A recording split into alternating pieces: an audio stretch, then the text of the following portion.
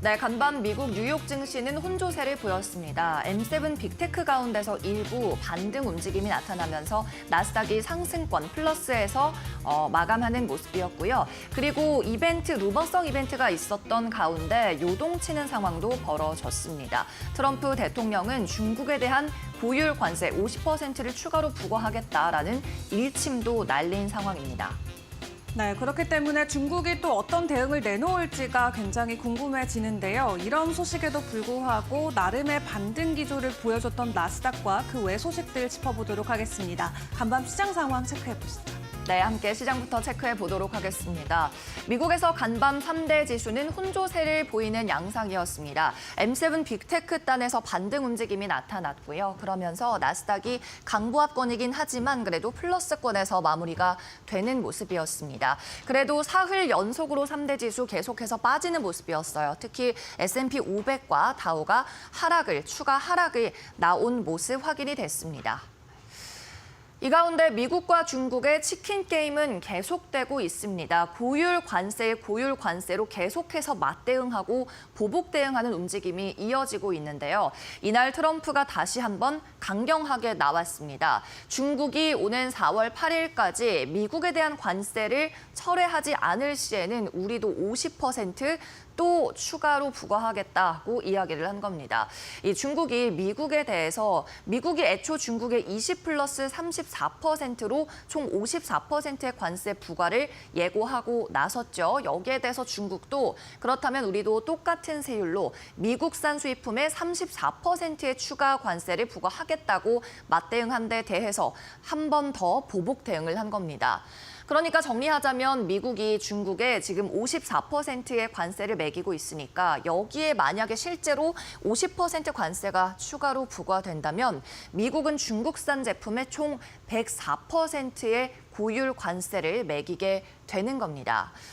자, 그리고 트럼프 이렇게 중국을 제외한 다른 나라들과는 협상을 즉시 시작하겠다고 밝혔습니다. 미국으로 회담 요청이 들어오는 모든 나라에 대해서 즉각적으로 협상을 시작하겠다고 밝혔고요. 우리나라의 경우에는 통상교섭 본부장이 미국을 오는 8일에 방문합니다. 이때부터 대미 협상이 시작될 것으로 보여요. 다시 한번 불확실성이 최소한 8일까지는 지속이 된다는 뜻이 되기도 합니다. 자, 이 가운데 미국 뉴욕 증시에서는 이날 이벤트성 롤러코스터 장세가 있었습니다. 가짜 뉴스가 퍼진 건데요. 출처는 명확하지 않지만 각종 언론사에서 이렇게 보도하고 나섰습니다. 트럼프 대통령이 중국을 제외한 국가들의 관세 부과를 향후 한 달 반 동안 딜레이시키는 조치를 검토하고 있다는 보도 내용이었습니다. 여러 개의 통신사와 경제 전문지에서 이 같은 내용을 동시다발적으로 보도했다 보니까 증권가에서는 기정사실로 받아들였고요. 순간적으로 하락하던 증시가 상승권으로 단숨에 솟구치는 그래프 모양이 나타나기도 했습니다. 하지만 직후에 백악관 측에서 그리고 대변인 측에서 이건 가짜뉴스다라고 대응을 하고 나서면서 바로 상승폭을 반납하고 다시 약세장에 진입하는 모습이 나타났습니다. 이렇게 증권가에 루머가 확산하면서 한때 투자자들이 갈 곳을 잃고 요동치는 모습이 나타나기도 했다는 점, 오늘의 이벤트성 상승이 잠깐 있었다는 점도 말씀을 드리고요. 이 가운데 미국의 경기 침체 우려는 계속해서 심화되고 있습니다. 이번에는 블랙록의 CEO인 레리 핑크가 한마디를 했는데요. 미국 경기가 이미 경기 침체에 들어섰다는 게 여러 기업 CEO들의 의견이다라면서 최근 만나고 있는 여러 기업 CEO들의 말을 인용했습니다. 그리고 지금의 주가 수준에서 증시가 20%가량 추가 하락할 가능성도 있다고 이야기를 하면서 시장에 암울한 전망을 보탰죠. 그리고 항공업계 CEO들의 이야기도 전했는데요. 항공업계는 경제계의 이 카나리아다, 즉 신호등이다라고 이야기를 하면서 이 카나리아가 이미 아프다. 이야기했습니다. 이 카나리아는 옛날에 광산 업체 인부들이 갱도에 들어갈 때 이 새를 데리고 들어갔다고 하는데요. 카나리아 같은 경우에는 호흡이 인간보다 빠르고 체구도 작아서 이 갱 내에서 발생하는 유독가스에 훨씬 더 예민했다고 합니다. 그렇다 보니까 이 광부들이 카나리아가 움직이지 않거나 쓰러지면 그걸 위험 신호로 감지하고 바로 탈출하는 신호탄으로 여겼다는 거죠. 그런데 항공업계가 이 경제 경제계에서는 카나리아의 역할을 하고 있는데 항공업계는 이미 아프다라는 이 항공계 말도 전했습니다. 항공업계 주가도 좋지 않은 흐름 최근에 나타나고 있죠. 네, 그럼 계속해서는 섹터별 흐름도 체크해 보겠습니다. 오늘도 S&P 맵을 함께 살펴보시죠. 확실히 어제 그리고 이 전날보다는 초록불이 많이 들어와 있는 상황이죠. 11개 섹터 가운데 기술주가 힘을 내주면서 커뮤니케이션, 통신단에서 소폭의 상승 나왔고요. 그리고 기술주, 특히 반도체가 포함된 이쪽 테크놀로지, 기술 섹터에서도 강보합이긴 합니다만 상승불 켜줬습니다. 엔비디아 그리고 브로드컴, 퀄컴 같은 반도체 주식들이 어제의 아픔을 딛고 반등하는 움직임 나타났고요. 다만 기술주 단에서 오늘 선별적인 흐름이 나타났어요. 마이크로소프트 0.6% 하락했고요. 애플은 중국의 생산 비중을 90% 이상 싣고 있습니다. 그렇다 보니까 3일 연속된 약세장에서 벗어나지 못하는 흐름이었고 3% 넘는 마이너스로 마감했습니다. 다만 아마존과 메타 그리고 알파벳 같은 중국의 영향을 비교적 덜 받는 소프트웨어 그리고 IT 주식들은 상승하는 흐름이었죠. 테슬라도 애플과 마찬가지로 약세장에서 반등을 시도하지 못한 모습이었습니다. 네, 그럼 이어서는 종목별 움직임도 함께 체크해 보겠습니다. 오늘도 M7 빅테크 먼저 확인해 보시죠. 테슬라입니다. 테슬라의 빅팬이라고 할 수 있는 월가의 댄 아이브스가 목표 주가를 대폭 하향 조정했습니다. 기존 $550에서 $315까지 낮췄고요. 다만 아웃퍼폼이라는 등급은 유지를 했는데요. 앨런 머스크가 이제 정치의 대명사가 되고 있다라고 이야기를 하면서 브랜드 위기 그리고 관세 쇼크가 어느 때보다 큰 상황이라 앨런 머스크의 리더십이 그 어느 때보다 중요해졌다고 그래도 희망의 끈을 놓지는 않는 모습을 보였습니다. 하지만 목표 주가는 43%나 하향 조정한 움직임이었습니다. 다음은 애플 보겠습니다. 중국의 생산 비중 90%를 싣고 있다고 말씀드렸습니다. 미국과 중국 간의 무역 분쟁, 치킨 게임, 아래로의 경쟁이 계속되고 있는 가운데 애플 주가 계속 타격을 받고 있고요. $180 선이 위협받는 모습입니다. 3% 넘게 떨어졌습니다. 미국이 중국에 실제로 고율 관세를 부과하게 되면 중국산 제품은 104%의 세율이 매겨져서 미국으로 들어오게 되고요. 그러면 미국에서 제품 가격, 완성 제품 가격은 높아질 수밖에 없죠. 이 때문에 월가에서 오늘은 이런 분석도 나왔습니다. 애플의 이 프로맥스, 16 프로맥스 가격이 $350 넘게 인상돼야 될 수도 있다고요. 그래야 관세 리스크를 피할 수 있다는 거죠. 애플 주가 4% 가까운 하락 마감했습니다. 이어서 엔비디아입니다. 엔비디아는 오늘 반등에 성공을 하는 모습이었죠. 번스타인에서 엔비디아에 대한 좋은 의견을 냈습니다. 엔비디아 물론 다른 빅테크 주식들과 마찬가지로 계속 주가가 깨지기는 했지만 그래도 다른 주식에 비해서 월가에서 투자 의견이 하향 조정되거나 목표 주가가 크게 하향 조정되는 일은 많이 없는 상황입니다. 번스타인에서도 엔비디아가 단기적으로 바닥을 치는 상황이 곧 나올 거다라고 이야기를 하면서요. 투자 의견도 아웃퍼폼을 유지했고요. 여전히 AI를 믿고 있다고 적었습니다. 네, 계속해서 주요 종목별 이슈도 확인해 보시죠. US 스틸입니다. 미국의 주요 철강 생산 업체라고 할 수 있는데요. 이 일본의 닛본 스틸이 US 스틸을 인수하려는 작업을 하고 있었습니다. 그런데 이를 바이든 행정부에서 차단했었죠. 그 이유는 미국의 주요 철강 생산 업체를 외국 기업이 지배한다면 주요 공급망에 차질이 빚어질 수 있다는 걸 우려했기 때문입니다.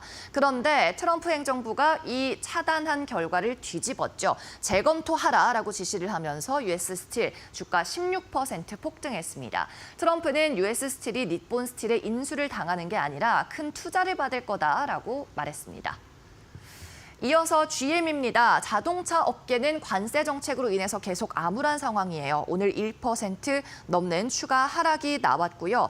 번스타인에서 GM에 대해서 지금 매도해야 된다라고 직접적으로 이야기를 하면서 영향 줬습니다. GM은 현재 지금 팔아야 하는 주식이다라고 이야기를 하면서 관세로 인해서 주가가 20% 하락할 수 있다고 이야기했습니다. 네, 계속해서 달러트리 체크해보죠. 저가 제품을 판매하는 소매 업체입니다. 7% 넘는 깜짝 반등이 나왔는데요. 시티그룹에서 이 같은 의견 냈습니다. 무역 전쟁, 관세 전쟁에 있어서 이 달러트리는 서프라이즈한 수혜주가 될 수 있다고요. 왜냐하면 기존의 1.75달러 수준의 제품 가격을 올리는 것을 소비자들이 충분히 수용할 수 있기 때문이라고 밝혔습니다. 달러트리는 지난 2008년 금융위기 때도 그리고 2020년 코로나19로 인한 위기 때도 계속 매출이 좋게 나왔다는 걸 근거로 들었어요. 기존 중립 의견에서 매수로 투자 등급도 상향 조정했습니다. 네, 계속해서 다음 종목도 살펴보겠습니다. 마이크로 스트래터지입니다. 비트코인이 마찬가지로 관세 정책 그리고 무역 분쟁으로 인한 영향을 받고 있죠. 8만 달러가 붕괴되면서 하나당 7만 8천 달러 선에서 계속 거래가 되고 있는 상황인데요. 이 때문에 마이크로 스트래터지뿐 아니라 코인베이스나 마라 홀딩스 같은 암호화폐 관련주들도 일제히 하락 마감하는 모습이었습니다. 그리고 이날 시장에서는 레스토랑이나 패스트푸드 할 것 없이 미국의 외식 업종에도 일제히 하락세가 나왔습니다. 스타벅스도 2.56% 약세 보였는데요. 베어드에서 스타벅스에 대한 투자 의견 중립에서 또 매도로 하향 조정한 영향도 미쳤습니다. 스타벅스는 2.56% 하락 마감했습니다. 네, 지금까지 미국 뉴욕 증시 마감 상황 알아봤고요. 계속해서는 머스트노우 5 시간으로 이어갑니다.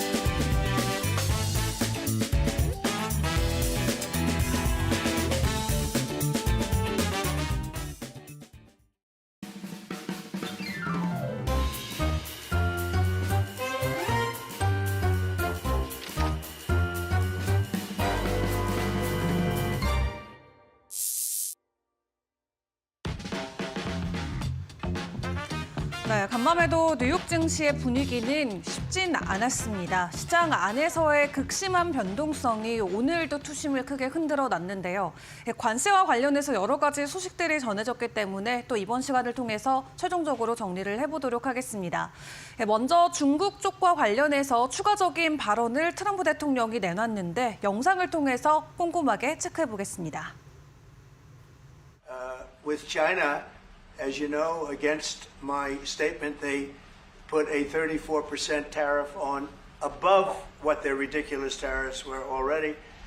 And I said if that tariff isn't removed by tomorrow at 12 o'clock, we're putting a 50% tariff on above the tariffs that we put on. So they've gone for years. They've become a rich country because of people, again, that were in the White House that allowed this to happen. Hundreds of billions of dollars a year they'd make on us on trade, and it shouldn't be that way. And I have a great relationship with President Xi. I hope it's going to stay that way. I have great respect for China, but they can't do this. We're going to have one shot at this, and no other president's going to do this, what I'm doing. And I'll tell you what, it's an honor to do it because we have been just destroyed what they've done to our system. You know, we have $36 trillion of debt for a reason.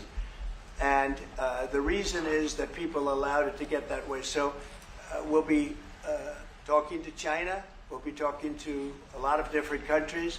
And I think, you know, if we can make a really fair deal and a good deal for the United States, not a good deal for others. This is America first. It's now America first. 네, 간밤 뉴욕 증시는 트럼프 대통령의 상호 관세 부과에 여전히 공포에 휩싸인 극심한 혼란을 보였습니다. 일단 중국을 제외하고 모든 국가에 90일간 관세 중단을 검토하고 있다는 속보가 전해지면서 뉴욕 증시가 장 초반에 일제히 상승 반전했었는데요. 다만 백악관이 이는 사실이 아니다라고 선을 그으면서 시장은 다시 하락세로 전환이 됐습니다. 그리고 방금 영상에서 보신 것처럼 트럼프 대통령이 또다시 관세 폭탄을 던지면서 시장에 추가 하락이 이어졌는데요. 트럼프 대통령은 중국이 보복 관세를 중단하지 않으면 50%포인트 추가 관세를 물리겠다라고 압박을 했습니다.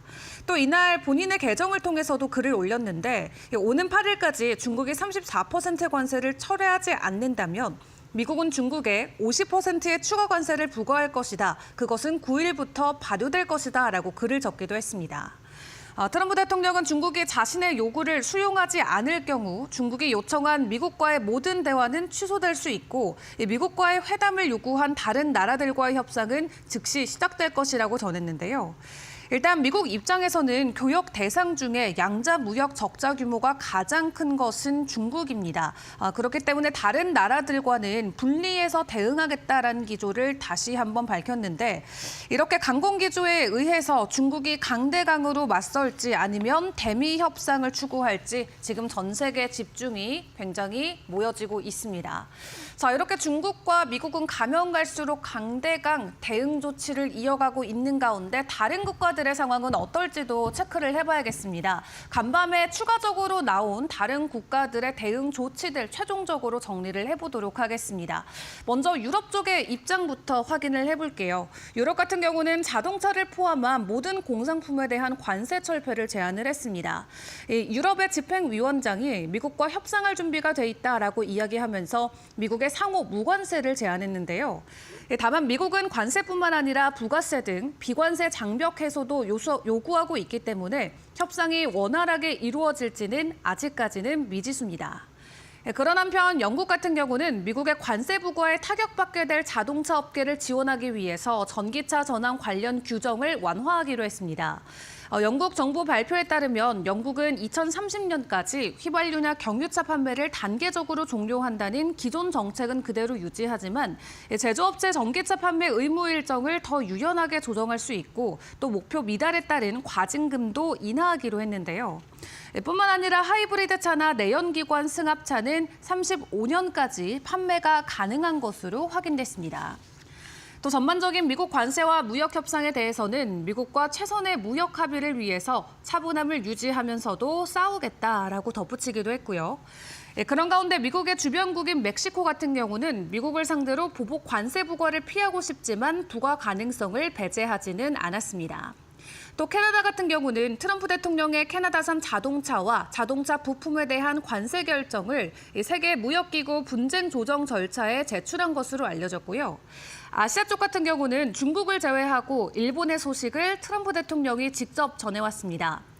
트럼프 대통령은 이시바 시게루와 일본 총리와 통화를 마친 뒤 일본이 최고 협상단을 보내고 있다라고 밝혔는데 뿐만 아니라 전 세계 국가들이 우리들에게 말을 걸고 있다라고 이야기하면서 엄격하지만 공정한 기준을 설정해서 그들을 응대하겠다라고 설명을 했습니다.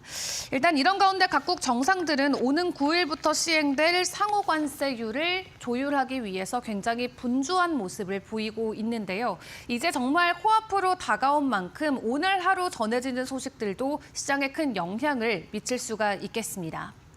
자, 그런 가운데 시장 안에서의 분위기는 사실 긍정적이진 않습니다. 월가의 거물들이 지속적으로 시장에 대한 우려감을 표명하면서 비관론이 갈수록 커지고 있고요. 투자자들의 투자 심리는 위축되고 있는 상황입니다. 일단 미국의 경제만 놓고 봤을 때 부담이 굉장히 크다라고 JP모건의 제이미 다이먼 CEO가 이야기를 했습니다. 트럼프 대통령이 지난주 발표한 관세로 미국 안에서 물가가 크게 오르고 미국 경제가 큰 부담에 처할 수 있다는 건데요. 관세가 경기 침체를 초래할지는 불확실하지만 미국의 성장은 둔화될 것이라고 지적했습니다. 또 수입 상품뿐만 아니라 국내 가격에도 인플레이션 결과가 나타날 가능성이 높다라고 강조를 했는데 트럼프 관세 부정적 영향이 시간이 지날수록 누적적으로 증가하고 역전되기 어렵기 때문에 빨리 해결해야 된다라는 주장을 보이기도 했습니다. 이렇게 다이먼 CEO 같은 경우는 주요 은행 CEO들 가운데 처음으로 트럼프 관세 정책을 공개적으로 언급을 했는데요. 사실 1월에만 하더라도 시장의 관세 우려를 극복해야 된다라는 게 그의 입장이었는데 실제로 트럼프 정부의 상호관세 범위가 굉장히 높게 발표가 되자 관세 정책에 대해서 그의 톤이 바뀐 상황입니다. 그리고 세계 최대 자산 운용사인 블랙락의 레리 핑크 회장 같은 경우도 이미 본인들이 기업들의 최고 경영진들을 많이 만나봤는데 우리들의 생각은 모두 똑같다라고 이야기하면서 미국 경제는 이미 침체에 있다라고 생각을 전했습니다. 핑크 회장은 또 트럼프 대통령의 관세 정책이 인플레이션의 상방 압력이 될 수 있기 때문에 연준의 금리 인하를 어렵게 할 수도 있다라는 판단을 내놨고요. 그리고 올해 연준이 4차례 정도 금리를 내릴 수도 있다라는 개념에 대해서는 제로 확률이다라고 선을 긋기도 했습니다. 그런 가운데 M7 위주로 나름의 상승 반등이 나왔지만 그 안에서도 장중에 계속해서 하락폭이 이어졌던 건 바로 애플과 테슬라였습니다. 간밤 웨데부시 증권의 이 부정적인 리포트가 해당 종목들에게는 추가적인 투심 약화로 이어진 것으로 체크를 해볼 수가 있겠는데요. 먼저 애플 쪽에 대한 투자 의견부터 확인을 해보도록 하겠습니다. 댄 아이브스는 중국과 대만 관세 영향을 받게 된 애플의 목표 주가를 320달러에서 250달러로 20% 하향 조정했습니다. 중국과 대만 관세 영향이 애플의 비용 구조를 해칠 것이라는 전망에 따른 건데요. 일단 중국에서 아이폰의 90%를 생산하는 애플의 중국의 관세 54%는 재앙적이다라고 아이브스 분석가는 이야기를 했습니다. 또 코로나 때처럼 일시적인 혼란이 아니라 굉장히 장기전이 될 수 있다라고 우려감을 표하기도 했고요. 또 트럼프 대통령 첫 임기 때는 애플이 중국산 수입품에 대한 관세에서 면제를 받았었는데 다만 월가 전문가들은 이번에는 애플이 면제받을 가능성이 낮다라고 평가하고 있습니다. 또 아이브스는 애플이 아이폰 생산의 상당 부분을 이 아시아에서 미국으로 옮길 것이라고 기대하는 것도 사실은 비현실적이다라고 지적을 했는데요. 이 애플이 아시아에서 미국으로 공급망의 10%만 옮기려 해도 3년에 걸쳐서 300억 달러의 비용이 든다라고 언급을 했습니다. 최종적으로 관세 전쟁 기간 동안 애플 같은 경우는 총 마진에 큰 영향을 미칠 수가 있겠고 우리가 상상하는 것 이상의 수치가 될 것이라고 이야기를 했는데요. 일단 아이브스 분석가는 그럼에도 불구하고 애플에 대해서는 장기적으로 강세를 유지한다라고 이야기를 했습니다. 애플의 주가도 올 들어서 25%의 가격 조정이 나오고 있는 상황이고요. 또 다른 종목으로는 테슬라에 대한 의견도 나왔습니다. 이 월가 최대 테슬라 팬으로 불려왔던 댄 아이브스 같은 경우는 지금 일론 머스크 CEO가 분위기를 좀 읽어야 된다라면서 비판의 글을 남겼습니다. 그와 함께 테슬라의 목표 주가를 550달러에서 315달러로 43% 대폭 하향 조정했는데 이 월가에서 테슬라 목표 주가를 가장 높게 설정해왔던 웨드부시의 댄 아이브스지만 이번에는 40% 넘게 크게 목표 주가를 조정했습니다. 이 아이브스 분석가는 테슬라 브랜드가 정치적 상징이 돼서 매일 어려움을 겪고 있다라고 이야기하면서 머스크가 분위기를 제대로 읽고 그렇지 않으면 테슬라에 더 어두운 날이 올 수 있다라고 이야기를 전했는데요. 일단 테슬라에 대한 가치 평가가 바뀐 이유로는 머스크가 만든 브랜드 위기와 트럼프의 관세라고 설명을 했습니다. 이렇게 웨드부시에서 언급한 두 종목만 장중 내내 하락폭이 이어졌었는데 장 막판에는 마이크로소프트도 약보합권으로 마무리를 지었습니다. 간밤 암호화폐 시장 상황도 점검을 해봐야겠죠. 비트코인이 어제 7만 5천 달러 선까지 밀려 내려가면서 극심한 변동성을 겪었습니다. 그래도 뉴욕 시간 기준으로는 7만 8천 달러 선 부근까지는 회복을 해준 모습인데 그런 가운데 비트코인의 큰 손으로 불리는 스트래티지 같은 경우는 현재 비트코인의 매수를 중단한 것으로 확인이 됐습니다. 비트코인을 적극적으로 매수해 나가면서 올해 1분기만 59억 달러의 평가 손실을 냈다라고 하는데 기관들의 적극적인 매수 흐름이 다시 시장 안으로 들어와 줄 수 있을지 앞으로의 시장 상황도 저희와 함께 점검을 해보시죠. 지금까지 머스노우 5시간이었습니다.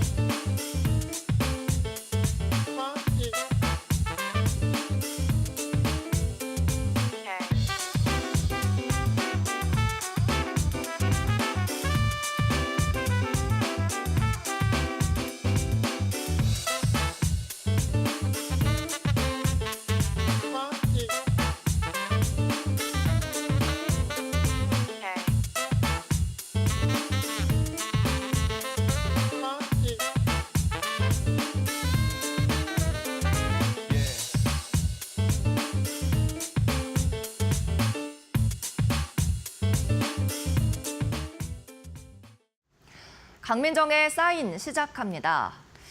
어제는 트럼프가 던진 관세라는 돌로 인해서 통화 시장도 크게 요동치는 모습이었습니다. 특히 불확실한 관세 정책, 트럼프의 예상보다 무자비한 관세 정책으로 인해서 달러보다는 또 다른 안전자산인 엔화로 수요가 몰렸었죠. 딱히 대안이랄 것이 없어 보이는 투자 시장, 자산 시장에서 엔화는 투자자들의 좋은 피난처가 됐습니다. 어제 마감했던 원-엔 상황부터 좀 확인을 해보도록 하겠습니다. 원-엔 환율은 어제 장중 한때 1,000원 선까지 급등하는 모습이었습니다. 3년 만에 최고치를 기록한 건데요. 한동안 굉장히 오랜 시간 동안 저엔화 그리고 초저금리를 유지하던 일본 엔화가 이렇게 원화 대비해서 1,000원을 넘어선 것은 정말 오랜만에 보는 일이었습니다. 3년 만에 1,000원 선을 넘긴 상황이 연출이 됐고요. 계속해서 원달러 환율도 체크를 해보도록 하겠습니다. 원달러 환율도 만만치 않게 폭등이 나왔죠. 어제 마감 가격 기준으로 33원 70전 급등하는 모습이었는데요. 환율이 33원이 하루에 움직인다는 것은 굉장한 폭입니다. 5년 만에 최대폭으로 움직이는 모습이었고 어제 1,467원 선에서 마무리가 지어졌습니다. 이렇게 시장에서는 위험 자산은 일단 회피하고 보자는 심리가 극에 달하면서 그리고 공포감이 극에 달하면서 전통적으로 위험 자산으로 분류되는 한국의 기축통화, 원화는 팔아서 엔화로 바꾸거나 달러화로 바꾸려는 움직임이 나타나고 있었습니다. 이렇게 원화에 강하게 매도세가 집계되는 모습이었는데요. 원달러 환율은 이렇게 급등하긴 했지만 사실 달러는 단기적으로 약세를 보이고 있습니다. 달러 인덱스를 보면 확인할 수가 있죠.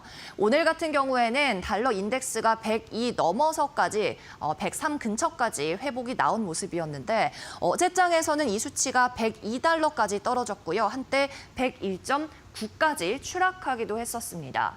달러 인덱스는 이 6개의 기축통화 대비해서 달러의 가치를 나타내는 지표죠. 이날 달러 가치는 추락했고 나머지 6개국의 기축통화 가치는 상승하는 움직임이 나타났습니다. 달러는 태생적으로 트리핀 딜레마라는 것을 가지고 있는데요. 이게 기축통화이다 보니까 국제적으로 많이 통용이 되어야 신뢰 지수를 쌓을 수가 있습니다. 그래서 국제적으로 통용을 하려고 하다 보니 달러를 많이 찍어내거나 달러로 소비를 많이 해야 됩니다. 그렇다 보니까 미국은 수출하는 국가가 아니라 소비하는 국가였죠. 수출보다 수입이 훨씬 더 많았습니다. 그러면 만성적인 무역 적자를 낼 수밖에 없는 상황이고요. 그리고 상식적으로 생각해 봤을 때 무역 적자를 많이 내는 국가의 기축 통화는 가치가 떨어질 수밖에 없습니다. 즉 강달러와 약달러의 상황을 같이 가지고 가야 하는 딜레마를 가지고 있는 거죠. 달러화의 신뢰도를 높이려면 계속 달러를 소비하거나 찍어내서 국제적으로 많이 통용이 되게 해야 하는데 그렇게 되면 적자를 보게 되면서 반대로 또 달러에 대한 신뢰도가 떨어질 수밖에 없는 겁니다. 이 트리핀이라는 벨기에 출신 경제학자가 1960년대 제안했던 달러 관련한 딜레마 이론인데요. 트럼프도 이 사실을 인지하고 있는지 이 같은 입장을 최근에 나타내고 있습니다. 다음 장 보시죠.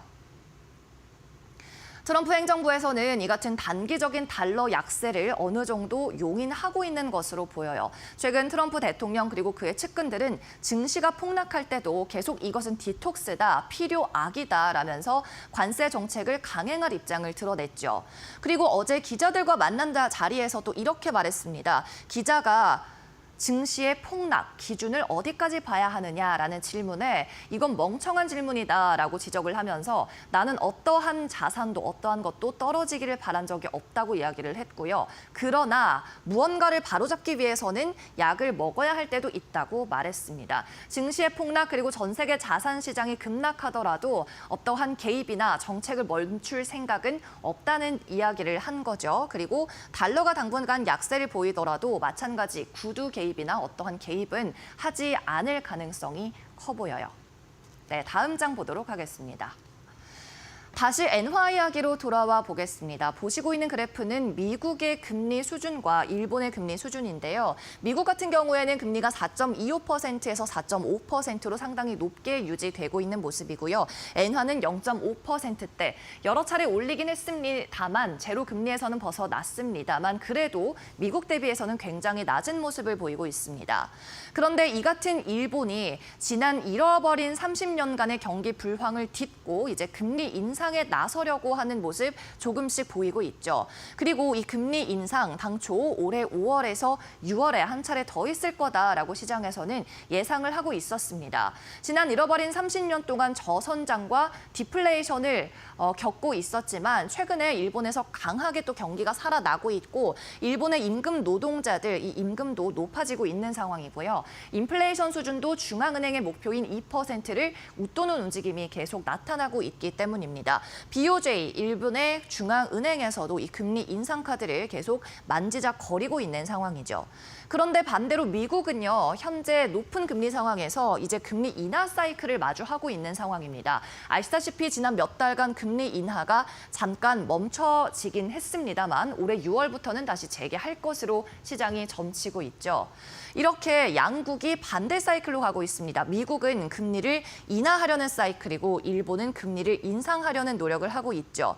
즉, 이 서로 다른 두 개의 사이클이 맞물리면서 투자자들은 엔화를 보유하고 있으면 이 두 개 사이클의 덕을 함께 볼 수 있다는 겁니다. 수익률이 배가 될 수 있다는 추측을 하고 이 엔화 보유하려는 노력을 지속하고 있는 거죠. 네, 다음 장 보도록 하겠습니다.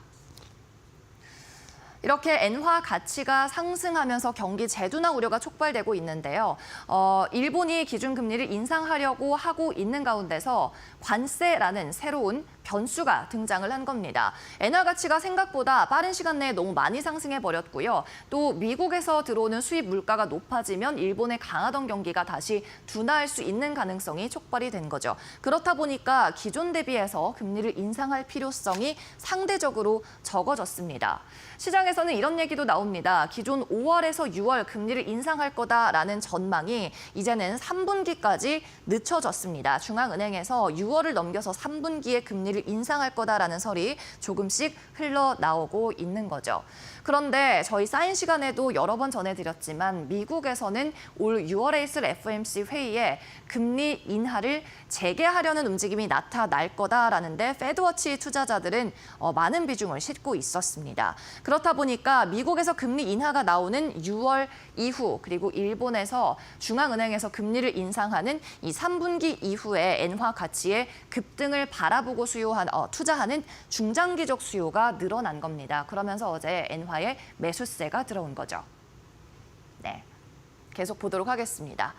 자, 시장에서는 다만 이 같은 부분을 좀 조심을 해야 될 것 같습니다. 엔캐리 트레이드 청산 가능성에 대한 시나리오가 나오고 있기 때문이죠. 이 엔캐리 트레이드 다시 한번 말씀을 드리자면 굉장히 지금 엔화가 싸기 때문에 특히나 제로금리였을 시절에는 엔을 빌려오는 데에 자금 조달 비용이 거의 들지 않았습니다. 이자를 거의 지급하지 않고 엔화를 빌릴 수 있었으니까 이 엔화를 반대로 달러로 바꿔서 현재 고금리 정책을 펴고 있는 미국의 국채를 사들이는 거죠. 4% 이상의 기준금리를 갖고 있다 보니까 국채에 대한 이자가 높은 상황입니다. 그래서 엔화를 아주 싸게 빌려서 달러로 바꾼 후에 이 국채를 매입해서 여기에서 이자 수익을 내겠다는 거죠. 하지만 이 엔캐리 트레이드의 전제에는 엔화가 거의 금리가 제로라는 인식이 이 베이스 조건이 깔려 있습니다. 그렇다 보니 일본에서 다시 금리를 인상하고 나서면 이 빌렸던 엔을 다시 일본 중앙은행에 갚는 이 청산하는 포지션이 나타날 거라는 겁니다. 그러면 가지고 있던 국채 같은 자산을 팔고 다시 엔화로 바꿔야 되기 때문에 일본 중앙은행에서는 엔화를 빨아들이고 자산 가격은 폭락하는 움직임이 가속화될 수 있다는 거죠. 이 엔캐리 트레이드 청산 움직임 때문에 지난해 8월 우리 시장에서는 사이드카가 촉발되기도 했습니다. 물론 전문가들은 이 같은 시장 폭락은 이 올해 또 재현될 거라고 보지는 않고 있습니다. 왜냐하면 미국도 일본도 훨씬 더 신중하게 통화 정책을 펴고 있기 때문이죠.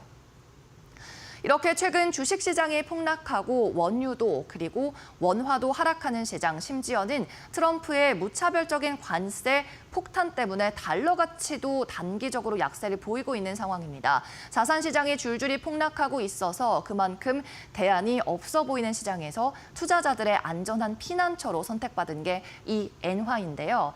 종합해서 말씀드리자면 오는 6월 그리고 일본 중앙은행의 금리 인상이 있을 3분기 이후까지 중장기적으로 내다보고 엔화를 계속해서 사모으는 수요는 있을 것 같습니다. 네, 이상으로 강민정의 사인 여기서 마칩니다.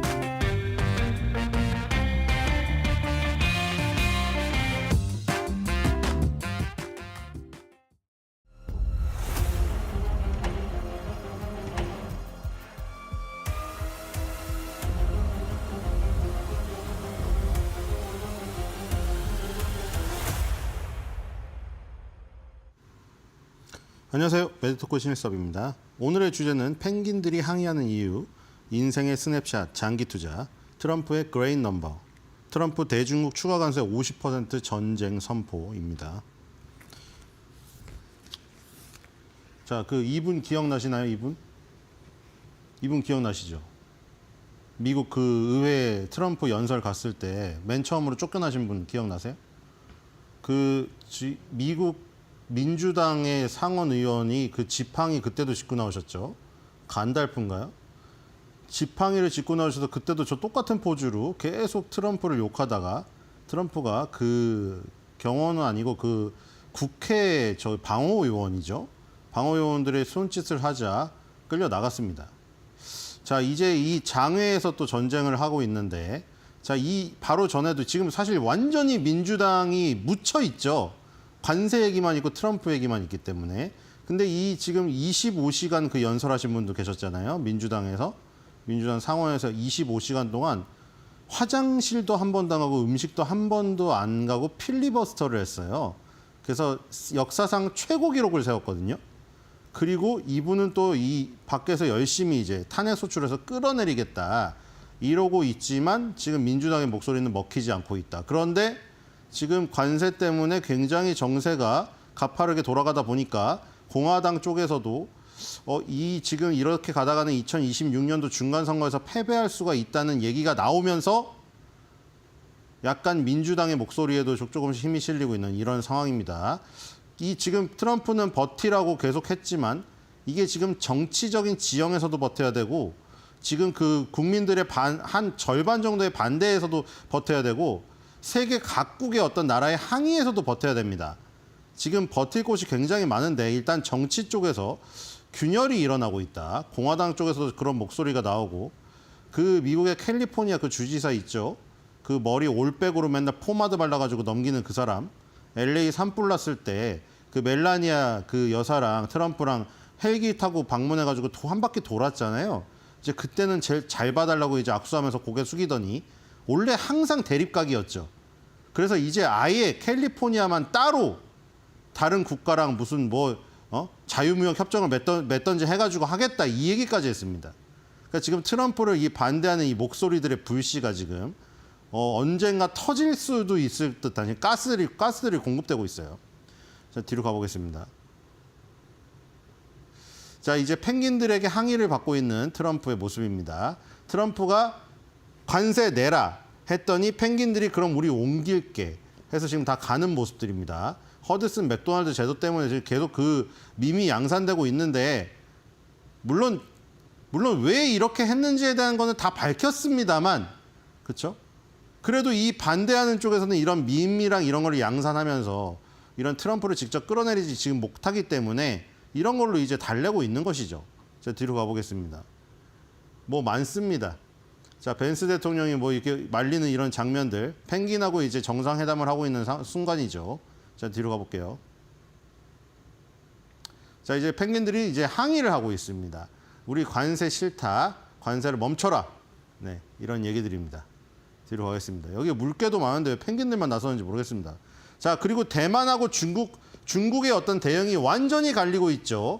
자, 지금 대만하고 중국 굉장히 민감한 문제죠. 이게 하나의 중국이냐 아니면은 그 대만의 독립이냐 굉장히 민감합니다. 중국은 맨날 그 대만을 포위하는 지금 계속해서 군사적인 행동을 하고 있어요. 포위해서 어떻게 하면은 무력 진압을 하는지 은근하게 계속 실험을 하고 있죠. 자, 그래서 결국에는 그때 F-47이 이제 개발된다고 선언을 했을 때도 그 오키나와 기지에서 F-47을 활용하여 지금 현존하는 F-35나 F-22보다 훨씬 더 넓은 군사 반경을 가지고 스텔스 기능으로 바로 대만과 이 분쟁이 중국하고 발생됐을 때 투입하는 어떤 그런 시나리오들 이런 것도 나오기도 했었죠.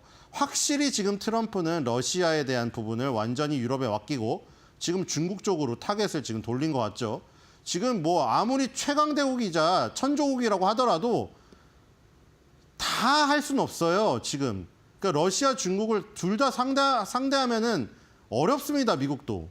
그렇기 때문에 하나를 버릴 수밖에 없는 것이죠. 지금 이제 중국 쪽으로 지금 간 것이고 이제 대만은 보복관세로 대응할 계획이 없다고 밝혔습니다. 근데 중국은 보복관세로 대응할 계획이 없다고 밝힐 리가 없죠. 제가 뒤로 가보겠습니다. 중국은 보복관세로 대응할 계획이 있었고 대응 이미 했습니다. 그렇죠? 34% 부과한다고 하자 34% 똑같이 부과한다고 지금 선언했죠. 그렇죠? 세계 경제 회복 과정에서 심각한 충격을 주어 국제사회의 광범한 반대를 받을 것입니다. 이 얘기 외교부 대변인이 했고 다른 사람은 또 나와가지고 다우, 나스닥, S&P 500 급락했던 거 마치 트럼프를 보라는 듯이 차트를 깔아온 다음에 이렇게 된다. 그런 자기네들도 결국 상해랑 다 7% 급락했죠. 자, 뒤로 가보겠습니다. 자, 그리고 아까 그 얘기를 이제 러트닉 상무장관에게도 당연히 물어봤습니다. 자, 왜 무인도에다 부과를 했습니까? 지금 펭귄들한테 지금 관세를 내라는 얘기입니까? 근데 당연히 이건 알고 있죠. 트럼프가 바보가 아니죠. 트럼프가 바보가 아니에요. 우리 그때 그런 것들이 있었잖아요. 힐러리의 당선을 거의 압도적으로 예측했던. 왜냐하면 전부 민주당 힐러리 쪽의 언론사 저기만 기사만 다 받았었기 때문이죠. 그래서 트럼프 당선을 놓쳤잖아요. 그러면서 그때 굉장히 비판이 많았죠. 그런데 결국에는 지금 요런 것도 마찬가지예요. 하워드 러트닉 상무장관이 이걸 얘기했음에도 불구하고 만약에 이걸 안 하고 계속 펭귄들의 항의하는 밈이라던가 이런 것만 하다 보면은 트럼프 바보, 트럼프에 반대하는 막 그런 여론만 절대적인 것처럼 들게 되죠. 다 똑같습니다. 지금 해리스도 결국 오바마랑 같이 성대하게 무슨 출정식을 하고 그때 그 사람들 보면 거기서 해리스 당선된 것 같죠? 왜냐면 자기 지지자들 속에 있으면 자기가 최고인 것 같고 근데 트럼프 지지자들 속에 가보면 나는 전혀 저기가 없거든, 인기가. 근데 그런 것들이 거의 그냥 절반과 절반이란 말이에요. 근데 절반과 절반의 비중으로 다루지 않음으로써 하는 그 불균형에서 결국에는 그 당시에도 힐러리 당선을 거의 100%가량 거의 외쳤던 것 같죠. 완전히 그래서 다 어긋나 버린 거죠. 어긋났던 게 아니라 완전 불균형한 그 부분으로 봤던 것이죠. 한쪽의 언론을 아예 안 본 거예요. 지금 여기도 마찬가지죠. 이미 이렇게 얘기를 했습니다. 무인도를 왜 했을까? 바보입니까? 트럼프가? 아무리 그래도 막무가내인 건 있어도 바보는 아니죠. 똑똑하죠. 근데 이거를 왜 했을까요? 당연히 관세 부과 대상에서 특정 국가를 제외했을 때 다른 나라를 통해서 미국으로 보낼까 봐 미리 차단시킨 겁니다. 미리 무인도에 뺄 수 있는 조세 회피처로도 활용되지만 관세 회피처로 활용될 수 있기 때문이에요. 관세 부과를 엄청나게 막게 되면은 저런 무인도를 이용해서 우회적으로 수출을 할까 봐 거기까지 차단을 시켜버린 겁니다. 무인도에 전부 다 10% 관세를 깔아버린 거예요. 펭귄하고 물개한테 내란 게 아니고. 물론 그런 밈을 만드는 사람도 바보가 아니니까 펭귄이 낸다는 것을 펭귄이 내지 않는다는 걸 당연히 알고 있죠. 하지만 그걸 항의의 수단으로 쓰는 것이죠. 둘 다. 뒤로 가겠습니다. 자, 그리고 이제 지금 하도 이제 압박이 지금 들어오니까 전면전을 선포하고 있는 겁니다. 지금 전부 다 우호군이 나와가지고 전부 방어를 치고 있죠. 자, 미국 재무장관이 나와서 원래 러트닉 상무장관이 재무장관 후보로도 올라 있었습니다.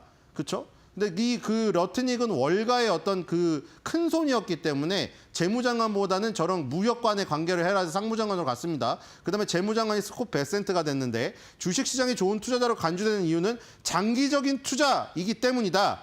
하루나 주간 단위로 주식시장을 본다면 매우 위험하다. 왜냐하면 기자들이 계속 에어포스1을 해서 에어포스1 타고 이동할 때도 질문하고 연설할 때도 질문하고 트럼프가 나오기만 하면 계속 질문해가지고 트럼프가 하도 이제 짜증이 났는지 소속 어딥니까 해가지고 뭐 저 블룸버그인데요 했더니 이 기자는 지금 질문 너무 많이 했어요 하면서 넘기고 막 이러잖아요. 왜냐면 계속 주식시장 얘기만 하거든요. 어제 주식시장 보셨어요? 어제 주식시장 폭락했는데요. 관세 언제까지 견뎌야 되죠? 우리나라 소비자들이 힘든데요. 그 얘기 계속 하다 보니까 트럼프가 주식시장은 오르락 내리락 하는 겁니다. 그 얘기했죠. 그리고 트럼프의 입인 캐롤라인 레빗 대변인은 이건 인생의 스냅샷일 뿐이다. 이제는 스콧 베센트 미국 재무장관까지 주식시장은 장기 투자이기 때문에 좋은 거지. 하루하루 일희일비 뭐 물론 그런 밈도 나오더라고요. 일희일비 하는 거라고 하지만 계속해서 일비를 10일째 하고 있으니 일희를 하루만이라도 해달라. 물론 이런 아우성의 밈도 지금 나오고 있긴 합니다만 어쨌든 하루나 주간 단위로 주식시장을 본다면 매우 위험하다. 지원 사격을 한 거죠. 자, 뒤로 가겠습니다. 자, 그리고 캐롤라인 레빈 대변인이 좋아하는 스냅샷. 맨날 말하고 있죠. 시장은 특정 시점에 스냅샷일 뿐이기 때문에 기자분들 맨날 질문하지 마라. 지금 이게 특정 시점에 스냅샷일 뿐이지 이 성과가 다 뿌리 내리고 주식시장에 좋은 결과가 나왔을 때 결국 환호하게 될 것이다. 계속 그 얘기하고 있습니다. 뒤로 가겠습니다. 자, 그리고 이제 트럼프 대통령도 지금 믿는 구석이 있는 것이죠. 자, 여기서 뭐라고 했죠? 절대 설문조사는 여기 자기 트루스 소셜 계정에 안 넣고 있어요. 하드 데이터만 하죠. 그레이트 잡 넘버, 그쵸? 지난주 금요일날 나온 거 그때 여기다 쓴 거죠. 뒤로 가겠습니다. 파라 일자리가 이렇게 좋게 나오는데 무슨 얘기냐. 근데 백악관 홈페이지에도 딱 실었습니다. 백악관 홈페이지에 매달 트럼프의 업적을 여기다가 각인을 시켜고 있어요. 기록을 하고 있는데 여기다가 진한 밑줄까지 그어놨습니다. 2달 연속 예상치를 경신했다. 고용보고서에서 민간 부문에 대규모 일자리가 나왔다. 자, 이 대규모 일자리가 나왔음에도 불구하고 미시간대 소비자 심리지수가 안 좋게 나오죠. 그거는 계속 말씀드린 대로 민주당 지지자들의 과표집으로 항의의 표시로 설문조사를 이용한 그런 것들이 나오기 때문에 소프트 데이터 안 믿는다 이거예요. 자, 민간 기업들 3월 달에 예상보다 많은 15만 5천 개의 일자리 추가했다. 이런 거 나와 있고요. 그다음에 이 전국 축산업자 소고기 협회에서 말한 거를 여기다 따놨죠. 너무 오랫동안 미국의 가족농부와 목장주들이 전 세계의 특정 무역 파트너로부터 학대를 받아왔다. 바로 이게 그 비관세 장벽 얘기하는 겁니다. 수많은 무역 장벽을 해결하기 위해 노력하고 있다. 비관세 장벽, 수치에서 나오지 않는 이 비관세 장벽으로 타격을 입은 사람들을 지금 구해주고 있고 이 지금 소고기 협회에서 이렇게 좋은 얘기를 하고 있는데 너네 뭔 소리를 하고 있냐 이거예요. 뒤로 가겠습니다. 자, 어제 하루에 트루스 소셜을 10개 이상 올렸거든요. 거의 한 몇 분 간격으로 계속 올렸어요. 자, 일단은 뭐 지금 버텨라 이거고 지금 유가가 하락하고 금리가 하락하고 있다. 연준이 금리 인하해야 된다. 그 인하는 안 했죠. 아직 파월이 한다고는 안 했죠. 자, 그리고 펜타닐 하나 올렸습니다. 펜타닐이 사람 죽인다고. 그렇죠? 역시 펜타닐로 시작됐다는 것을 자기가 강조하고 있습니다. 뒤로 가겠습니다. 자, 그리고 이거죠. 3월 달에 22만 8천 개로 아까 이 비농업 취업자 수가 이 예상치를 경신했다. 계속 올리고 있고요. 자, 그다음에 조 바이든 또 나왔습니다. 조 바이든이 망친 거를 내가 좋게 하는 것이다. 그리고 지금 아름다운 볼거리라고 했습니다. 처음에 관세가 아름다운 이 단어라고 했다가 사람들이 하도 욕을 하니까 자, 지금 일어나고 있는 거는 볼썽사나운 게 아니라 아름다운 볼거리라고 합니다. 뒤로 가겠습니다. 물론 저걸 싫어하는 사람들은 뭔 소리냐 하겠죠. 자, 그리고 이제 뉴스를 막 다 딱 링크를 싹 다 따기 시작해요. 갑자기. 모든 뉴스를. 자, 근데 아까 말한 거죠. 다 친성향의. 자, 폭스뉴스 대표적인 트럼프 친트럼프 매체죠. 자, 금리가 급락하고 유가가 급락하고 있으며 뭐 이런 내용들 방송에 나왔던 내용들을 다 나오고 있어요. 자, 방송에서 지금 막 무슨 시민들이 시위를 하고 뭐 하고 막 그런 것만 나오고 있으니 그게 아니고 한쪽 얘기만 나오고 있다 하면서 모든 거를 자 여기서 아까 말한 그 비관세 장벽이 나오죠. 호주에서 햄버거 한 개를 못 판다. 왜냐하면 호주는 미국에서 290억 달러 상당의 소고기를 판매하고 있는데 우리는 햄버거 한 개를 호주에 못 판다 이거죠. 그런데 그거를 하게 해주니까 아이오밍 목장주들이 대통령님께 감사하다고 말한다고 이 사람이 나와서 말했어요. 아까 그래서 그 대통령 업적에 그거 나와 있는 겁니다. 목장주 축산협회 무슨 협회장이 감사하다고 했다는 얘기가 이거예요. 그러니까 나는 지금 이 하는 행동을 봐라. 내가 하는 행동의 결과가 이 목장주들이 지금 감사하다고 하고 있는데 도대체 어떤 국민들이 그렇죠? 다 마찬가지예요. 트럼프도 마찬가지고 민주당도 마찬가지고 자기가 말하는 국민은 딱 반이에요. 그렇죠? 자기가 말하고 호응하는 국민은 딱 반이라고요. 그거를 다 전체적인 걸로 서로 해석하고 있는 거 서로가 뒤로 가겠습니다. 언론도 마찬가지고 다 그냥 딱 절반이라고 생각하면 됩니다. 다 똑같아요. 전 세계가. 저 식물들이 하나씩 문 닫는 거 보고 이것도 마찬가지예요. 이분이 이제 트럼프 옷까지 입고 나와가지고 자 지금 이렇게 무너져가는 공장을 살리고 있다. 자 그리고 이분이 이제 전 세계은행 총재로 지금 파월 의장의 후임으로 거론되고 있는 이미 지금 막 불 넣고 있죠. 파월 지금 만약에 갈아치울 수도 있다고 하면서 이분을 하마평에 올렸어 이미. 그래서 지금 마이클 박 감독 부의장은 저기로 대체를 했죠. 보호만 이사로 대체를 했잖아요. 보호만 이사 감사하다고 했죠. 그리고 이제 의장의 임기가 끝나면 이분을 의장으로 앉히겠다. 이미 얘기가 다 거론이 된 게 언론에 다 나와버렸습니다. 그래서 이분이 나와가지고 당연히 자기에게 그렇게 잘해줬으니 물론 자기의 신념으로 얘기할 수도 있겠지만 자 우리에게는 없었던 미국을 위해 작동한 방식으로 글로벌 무역 시스템을 재건할 수 있는 이 기회다. 이것도 폭스뉴스고요. 자 그다음에 여기 이 사람이 나온 게 뉴스맥스죠. 자 뉴스맥스가 며칠 전에 상장하지 않았습니까? 그 이슈됐던 그 종목이에요. 뒤로 가보겠습니다.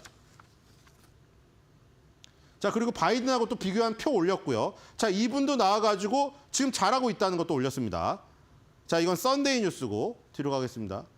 자신에게 유리한 친트럼프 성향의 뉴스를 싹 따서 이게 지금 어제 하루에 올라온 거예요. 지금 이게 싹 다 올렸어요. 지금. 자 이거는 저기도 친트럼프 성향이죠. 50개국 이상이 협상을 시작했다. 뉴스맥스도 이것도 예상했던 것보다 거의 2배나 많은 일자리를 추가했다. 뒤로 가겠습니다. 자 그리고 이제 드디어 선언을 했죠. 중국이 34% 이 보복 간세를 했기 때문에 그럼 우리는 어떻게 할 거냐? 뒤로 가보겠습니다. 깜짝 선언을 또 했죠. 4월 9일 날 이게 아까 저입니다. 뉴스맥스가 5일 전에 상장했는데 첫날에 750% 오르고 그 다음날도 급등했습니다. 물론 제자리로 돌아갔지만 지금 시가총액이 언론사 1위가 됐어요. 뒤로 가겠습니다. 친트럼프 성향의 미디어가 지금 상장을 했고요. 자 4월 9일부터 중국에 50% 추가 관세를 부과한다고. 자 하지만 주가는 돌아섰습니다. 주가가 난리를 폈는데 자 그 얘기를 던지자마자 이거를 딱 쓰고 바로 일로 갔습니다. 이거를 쓰자마자 몇 분 안에 이제 LA 다저스의 우승 환영 행사가 있었거든요. 여기 옆에 컷쇼가 이 트럼프가 인쇄된 이 저지를 들고 있죠. 자, 그 다음에 또 올렸습니다.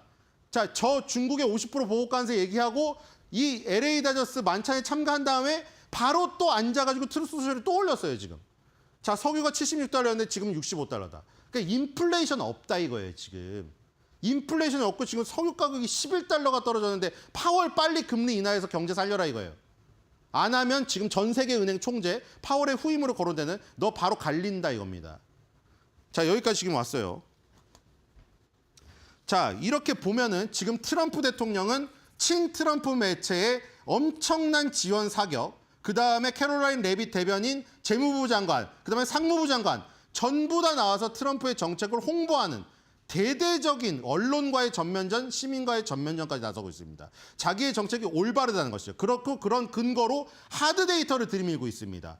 하드 데이터가 굉장히 강하고 유가가 떨어지고 수치로 증명이 되고 있다 이거죠. 주식시장은 하루하루 변동이 되는 것이고 만약에 이 트럼프의 말을 믿는다면 믿는 사람이 이제 반 이상이니까요. 그 국민들은 믿고 있을 것이고 다만 믿고 있는 사람들은 얘기를 안 하니까 보이스가 작은 것이고 아우성이 큰 쪽은 이 반대하는 사람들이기 때문에 그게 더 보이스가 클 수도 있습니다. 우리는 이 혼란스러운 상황 속에서 어제 가짜뉴스도 있었죠. 이 잘 대응을 해야 될 것 같고요. 오늘의 한 줄 매드평은 어제 다저스 축하 자리가 있었기 때문에 트럼프가 이렇게 생각했을지 않았을까 하면서 준비했습니다. 다저스 축하하네. 중국만 다저스.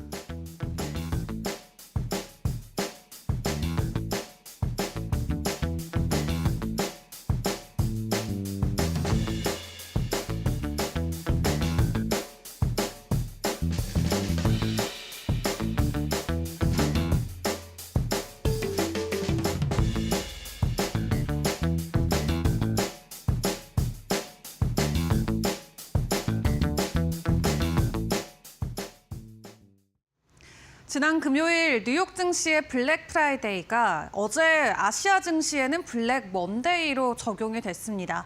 그래도 다른 증시에 비해서 낙폭이 적었다라는 부분에서 안도를 해야 됐을까요? 일단 홍콩 쪽 같은 경우는 13%대 지수 하락을, 그리고 상해는 7%의 지수 하락이 나왔습니다. 다만 코스피와 코스닥은 나름 다른 아시아 국가들의 증시들보다는 하락폭이 크진 않았는데요. 각각 5% 정도의 지수 하락을 보였지만 장 초반에는 워낙 이 매도세가 강했기 때문에 사이드카가 일시적으로 발동이 되기도 했습니다. 다만 시장에서는 이 조정 전망이 당분간은 이어질 것이다라는 의견들이 많이 나오고 있는 가운데 어제 코스피 쪽에서 거래소 안에서만 외인들이 2조 원대 매도 흐름을 보였습니다. 이달 들어서 벌써 6조 원 넘게 우리 시장을 팔아치우고 있는 외국인들의 흐름들도 체크를 해볼 수가 있겠고요. 일단 관세 정쟁에 이어지면서 전 세계 글로벌 증시가 일제히 연일 출렁이고 있습니다. 때문에 지금도 극단적인 저평가다라는 상태와 관련된 부분들이 계속해서 시장 안에서는 다시 한 번씩 제기가 되고 있는데, 그런 가운데 지금 국내 증시에서 그나마 좀 시세를 보이고 유동성이 쏠리고 있는 쪽은 정치 테마주들밖에 없는 것 같습니다. 어제도 52주 신고가 들어갔던 종목들, 그 안에서 상한가를 찍은 종목들만 모아봤는데요. 전부 다 정치 테마 관련 종목들이었고요. 어제도 이 시간을 통해서 정치 테마 한 판을 좀 정리를 해보기도 했는데, 어제도 다시 한번 수급 쏠림이 한쪽으로만 강하게 몰렸었던 만큼 어제 증시에서 변동성을 보였었던 정치 테마주 안에서의 종목들 점검을 해보도록 하겠습니다. 일단 인물별 그리고 키워드별로 역시나 나눠볼 수가 있겠습니다. 일단 국내에서는 정치적인 리스크가 조금 해소가 됐다라는 안도감보다는 이 글로벌 증시에 대한 부담감이 국내 증시에는 더 크게 작용이 되고 있는 것 같은데, 일단 조기 대선은 6월 3일 정도로 시장이 예상을 하고 있습니다. 오늘 최종적으로 국무회의에서 해당 일정을 확정해 줄 것으로 보여지고 있고요. 지금 범보수권의 후보들만 15명 넘게 확인이 되고 있다라는 말이 나올 정도로 굉장히 박빙, 치열한 상황이 될 것 같습니다. 그 가운데서도 시세성이 나오고 있는 인물들, 후보들 이 정도로 좀 추려볼 수가 있겠죠. 대표적으로 이재명 대표 관련주들을 체크를 해보시면은 어제 상지건설과 위세하이텍이 상한가에 안착을 했습니다. 사실 이재명 대표의 관련주들은 이미 지난 몇 달 동안 변동성을 보여왔었던 만큼 추가적인 급등 흐름이 계속해서 나오고 있는 상황이고요. 이 홍준표 대구시장 같은 경우도 오는 14일에 본격적으로 대선 출마 선언한다라고 합니다. 어제 증시에서는 경남스틸과 휴맥스 홀딩스가 상한가에 그대로 안착을 했고요. 한동훈 전 대표 관련주에서는 태양금속이 상한가를, 그리고 안철수 의원과 관련해서는 알레비나 써니전자가 연일 두 자릿수 이상의 급등세를 보여주고 있습니다. 이렇게 인물별로의 주가 상승도 테마주단에서 나오고 있지만 키워드별로도 우리가 함께 해당 흐름을 만나볼 수가 있겠습니다. 민주당이 강하게 밀고 있는 세종시 이전과 관련해서 관련주들이 그 전날에서도 상한가 안착을 했었는데요. 어제 증시에서도 유라테크가 23%대 급등 흐름을 보였고요. 다만 시장에서는 이 정치 테마주로 묶이지만 그럼에도 모든 이 야당과 여당이 모두 가져갈 수 있는 좀 공통점이 있는 테마를 봐야 되는 게 더욱더 훨씬 더 힘을 받을 수 있다라는 이야기들이 많이 나오고 있습니다. 대표적으로는 저출산이나 AI 관련주들을 생각을 해볼 수가 있겠죠. 그중에서도 AI 관련주들은 또 관세와 관련해서도 모풍지대로 불리는 만큼 추가적인 시세가 계속해서 나올 수 있다라는 기대감이 나오는데요. 어제 AI 테마 안에서는 크라우드웍스가 상한가에 안착하면서 가장 강한 시세성을 보이기도 했습니다. 지금 이틀 연속으로 이렇게 정치 테마주로만 시세가 쏠리고 있는 모습인데, 그래도 간밤 뉴욕 증시가 조금 반등을 해줬다라는 부분에서 오늘 국내 증시 다른 종목들로도 온기가 퍼질 수 있을지 체크를 해봐야 될 것 같고요. 무엇보다도 삼성전자의 잠정 실적이 나오는 날이기 때문에 반도체 관련주들의 움직임도 같이 점검을 해보시면 좋겠습니다. 자, 그렇다면 간밤에 나왔었던 글로벌 이슈들도 체크를 해봐야겠죠. 특히 관세와 관련된 부분들을 먼저 정리를 해야 될 것 같습니다. 여전히 미국은 강경한 이 기조를 보여주고 있습니다. 트럼프 대통령이 직접적으로 남겼던 코멘트들만 요약을 해봤는데요. 일단 상호관세 유예 검토하고 있지 않다라고 다시 한번 선을 그었고요. 그리고 중국이 보복관세 철회 안 하면 추가적으로 50%의 관세가 나올 수 있다라고 으름장을 놓기도 했습니다.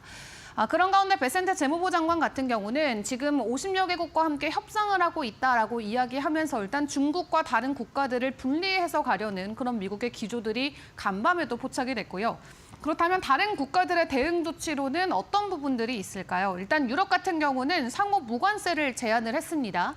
다만 미국 쪽에서는 이를 받아들일지 아직까지는 불분명한 것으로 나와져 있고요. 영국 같은 경우는 10% 정도의 이 관세밖에 매김을 받지 않았기 때문에 나름 상당히 수혜를 받아가고 있는 국가 중에 하나로 떠오르고 있습니다. 실제로 미국의 자산가들이 최근에 영국으로 자산을 많이 옮기고 있다라는 내용들이 월가를 통해서도 전해지기도 했는데 일단 영국 같은 경우는 자동차 업계를 직접적으로 지원하기 위해서 전기차의 규제를 완화해주는 내용을 발표를 했습니다. 한마디로 미국 관세와 관련해서 추가 조치를 발표하는 게 아니라 내부적으로 바꿀 수 있는 규제들을 풀어주고 있는 모습을 보여주고 있고요. 멕시코는 보복 관세에 대한 가능성을 언급은 했지만 최대한 협상하고 싶다라는 의지를 재차 피력을 했고 캐나다 쪽은 WTO에 제소했다는 소식을 가지고 왔습니다. 그리고 일본 같은 경우는 지금 협상단을 미국으로 보낸다는 소식이 전해졌는데 우리나라 같은 경우도 이제 오늘부터 본격적인 방미 일정이 시작이 됩니다. 추가적인 협상에 대한 내용들이 국내에 전해지게 된다면 이 피해 섹터들이 다시 한번 반등을 해줄 수 있는 좋은 계기가 될 수 있을 것 같고요. 일단 이렇게 미국과 중국의 쌍방 관세 폭탄으로 인해서 국내에서도 일단은 눈치 보기가 계속해서 이어질 수밖에 없는 상황입니다. 미국의 관세 정책의 불확실성이 장기화가 되고 있는 만큼 국내에서도 여러 가지 비상 대응책들을 내놓고 있는 상황인데 일단 한국과 중국 그리고 한국과 미국과의 관계를 놓고 생각을 해봤을 때 우리나라 입장에서는 섣불리 그 어떤 선택도 내리기가 굉장히 어려운 위치에 와 있습니다. 일단 오늘 방미를 하기 때문에 통상무 장관이 어떤 내용들을 가지고 돌아올지 기다려보도록 하겠습니다. 자, 그렇다면 다음 장 통해서 글로벌 일정들과 또 미국 증시의 일부 종목들의 소식들도 좀 점검을 해보도록 하겠습니다. 간밤 웨드부시에서 나왔던 M7의 리포트가 이 두 종목에 대한 주가를 하락을 시켰습니다. 장중 내내 애플과 테슬라가 3%, 4%대 지수 하락을 보였고요. 막판에 마이크로소프트만 약보합권으로 전환이 됐는데 일단 애플과 테슬라를 놓고 모두 좀 부정적인 의견을 전해왔습니다. 목표 주가를 기존 수준에서 크게 하향 조정하는 리포트를 냈고요. 일단 애플 같은 경우는 기존 325달러에서 250달러까지 내렸는데 지금 아이폰의 90%가 모두 중국에서 제조가 되고 있는 상황이기 때문에 만약 공급망을 기존 중국, 아시아 국가에서 미국으로 가져온다고 하더라도 시간도 많이 걸릴 뿐만 아니라 비용도 상당히 많이 소요될 것으로 보여집니다. 한마디로 부정적인 전망이 단기적으로는 있을 수밖에 없다라고 이야기하면서 지금 트럼프의 관세는 말 그대로 애플에게 재앙이다라는 평가를 내놨고요. 테슬라 같은 경우도 목표가를 무려 43%나 대폭 하향을 했습니다. 다만 지금까지 웨드부시가 제시했던 목표 주가가 월가에서 가장 높았었던 수치이기 때문에 43% 하향한다고 하더라도 현재 주가보다는 높은 상황이고요.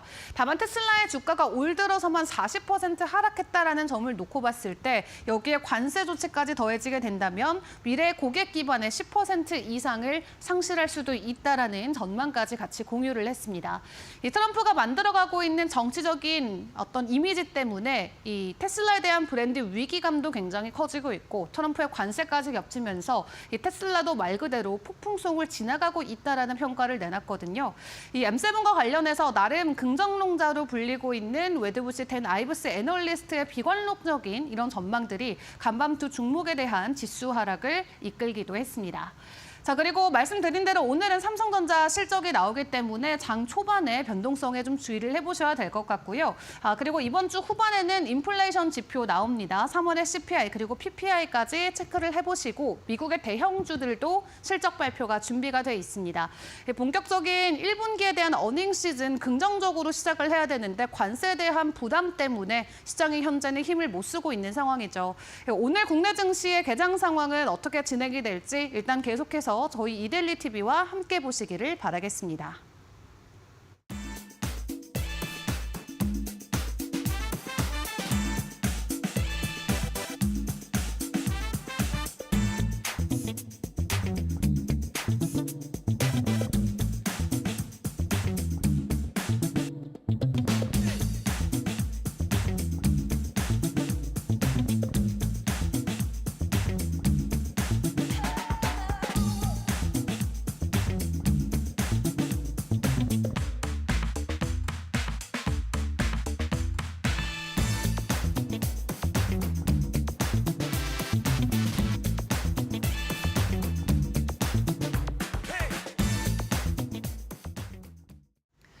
네, 간밤 미국 증시는 혼조세를 보였습니다. M7 기술주가 일부 반등에 나서면서 나스닥이 0.1%대 강보합권에서 마무리됐고요. 대체로 다른 지수들은 약세를 이어갔습니다. 3일 연속으로 하락이 집계된 건데 낙폭은 어느 정도 저지해준 모습이었어요. 다우가 0.91%로 하락 마감했고요. S&P 500이 0.2%대 약세권에서 마쳤습니다. 시장 이날 변동성이 조금 있었는데요. 일단은 트럼프 그리고 중국 치킨 게임을 지속하고 있습니다. 중국이 오는 8일까지 관세 보복 대응 정책을 철회하지 않을 경우 50% 세율을 추가로 부과하겠다고 트럼프가 으름장을 놨습니다. 중국이 앞서 60개국에 대해서 발표한 미국의 고율 관세에 대해서 보복격으로 우리도 동일한 수준인 34%의 추가 관세를 매기겠다라고 선언을 하자 이걸 8일까지 중단해라. 그렇지 않으면 50%의 추가 관세가 또 나간다. 그리고 이 관세는 다음 날인 9일부터 즉각 시행할 것이다라고 맞불을 놓은 겁니다. 지금 중국에 대해서 미국이 부과하고 있는 관세는 20 플러스 34, 그러니까 54% 수준인데요. 여기에 50% 추가 관세가 실제로 부과되면 이제는 104%의 관세를 부과하게 되는 겁니다. 다만 트럼프는 중국에는 이렇게 총구를 겨누고 있지만 다른 나라들에 대해서는 협상의 여지를 열어놓고 있는데요. 트럼프가 중국을 제외한 나라들과는 협상을 즉시 시작하겠다고 밝혔습니다. 지금 회담을 요청하고 있는 국가들과는 즉각 협상을 시작할 거라고 밝혔고 우리나라 같은 경우에는 통상외교본부장, 교섭본부장이 8일에서 9일 사이 미국을 방문합니다. 그러면 이 8일 그리고 9일 사이에 대미 협상이 전개가 될 것으로 보이는데요. 그 말인즉슨 8일에서 9일 사이 품목의 변화나 관세율의 변화, 여지가 충분히 있다는 말이고요. 시장에는 최소한 9일까지는 이 변동성이나 불확실성이 계속될 거라는 말이 되겠습니다. 이날 증시의 변동성을 또 하나 준 것은 바로 때 아닌 가짜뉴스 파동이었는데요. 로이터 통신 같은 믿을 만한 언론사에서 출처를 알 수는 없지만 이 같은 보도를 했습니다. 도널드 트럼프 미국 대통령이 중국을 제외한 국가에 앞으로 90일간 관세 부과 정책을 일시 중단할 것을 검토하고 있다는 내용이었고요. 관련 경제 전문지에서도 이 같은 보도를 일제히 내면서 증시에서는 기정사실화된 거라고 믿었습니다. 그러면서 이때 루머가 확산했을 때 증시가 순간적으로 팍 치솟으면서 요동치는 모습이었고 곧장 백악관 그리고 백악관 대변인이 이건 가짜 뉴스라고 확인을 해주면서 바로 상승폭을 전부 반납한 뒤에 다시 약세장으로 진입하는 모습이었습니다. 루머가 확산하면서 투자자들에게 패닉 상태 그리고 당황하도록 좀 만들었다는 말씀 전해드리고요.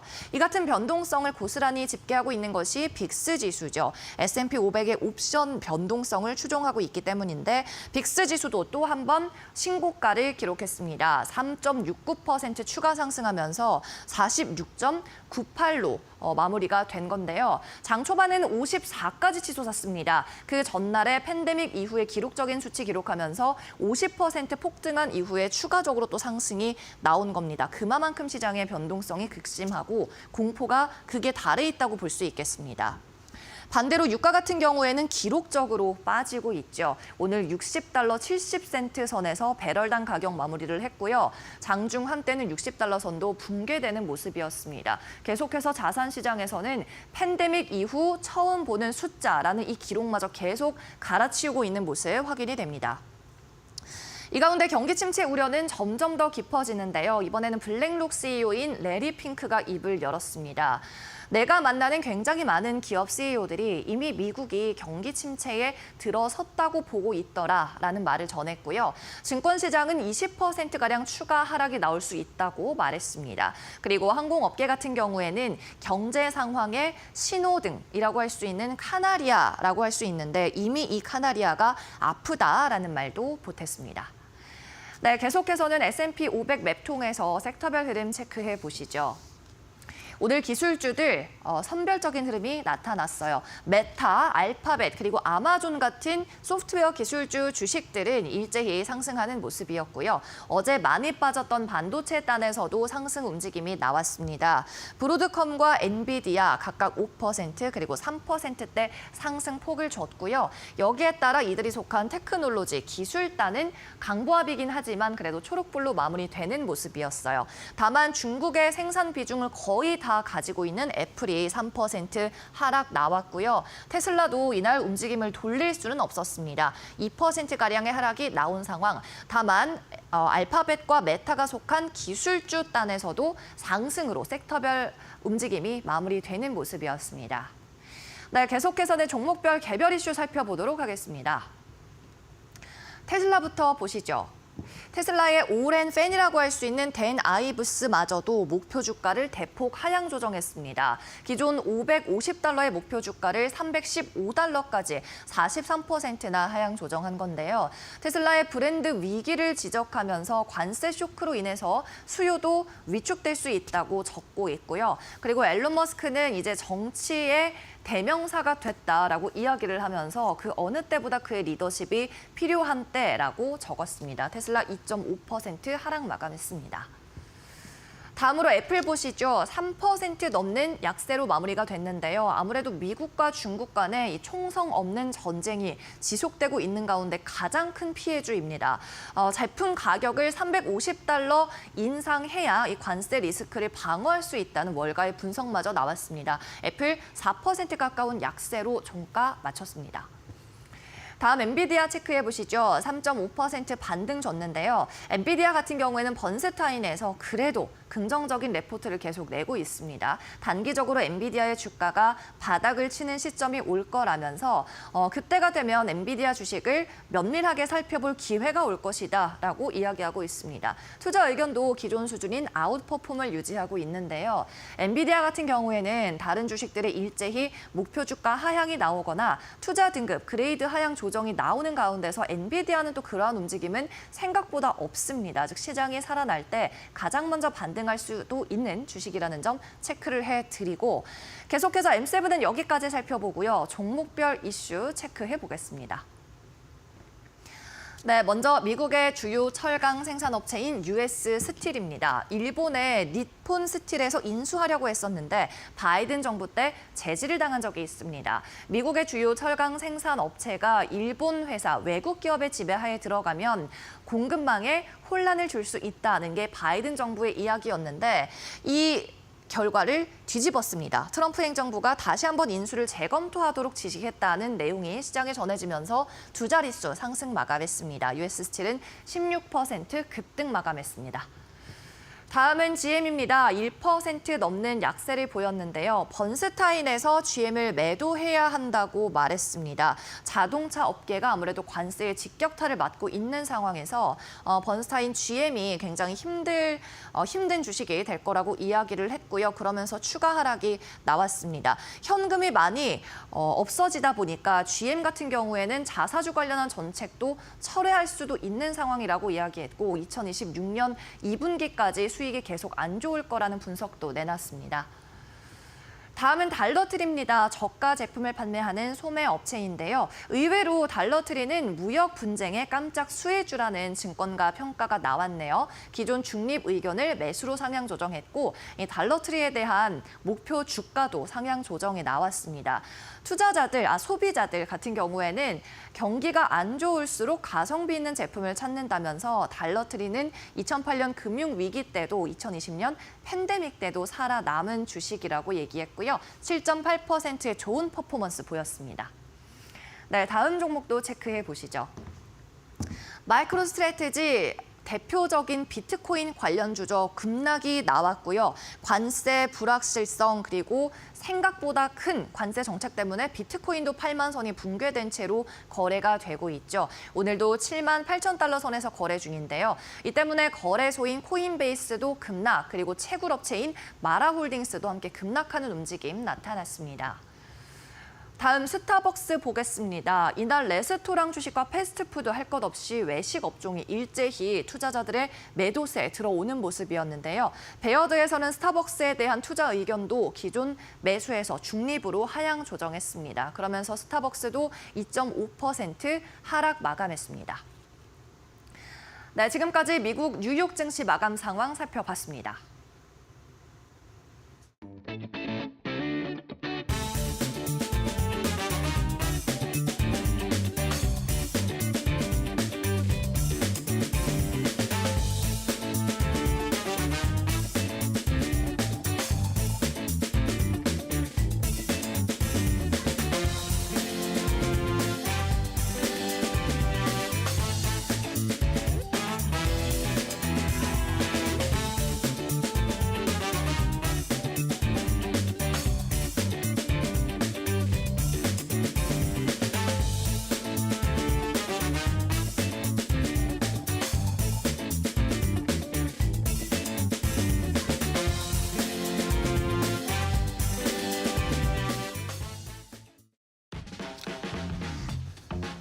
네, 편안한 밤을 보내셨을까 참 쉽나 이런 또 인사를 드리게 되네요.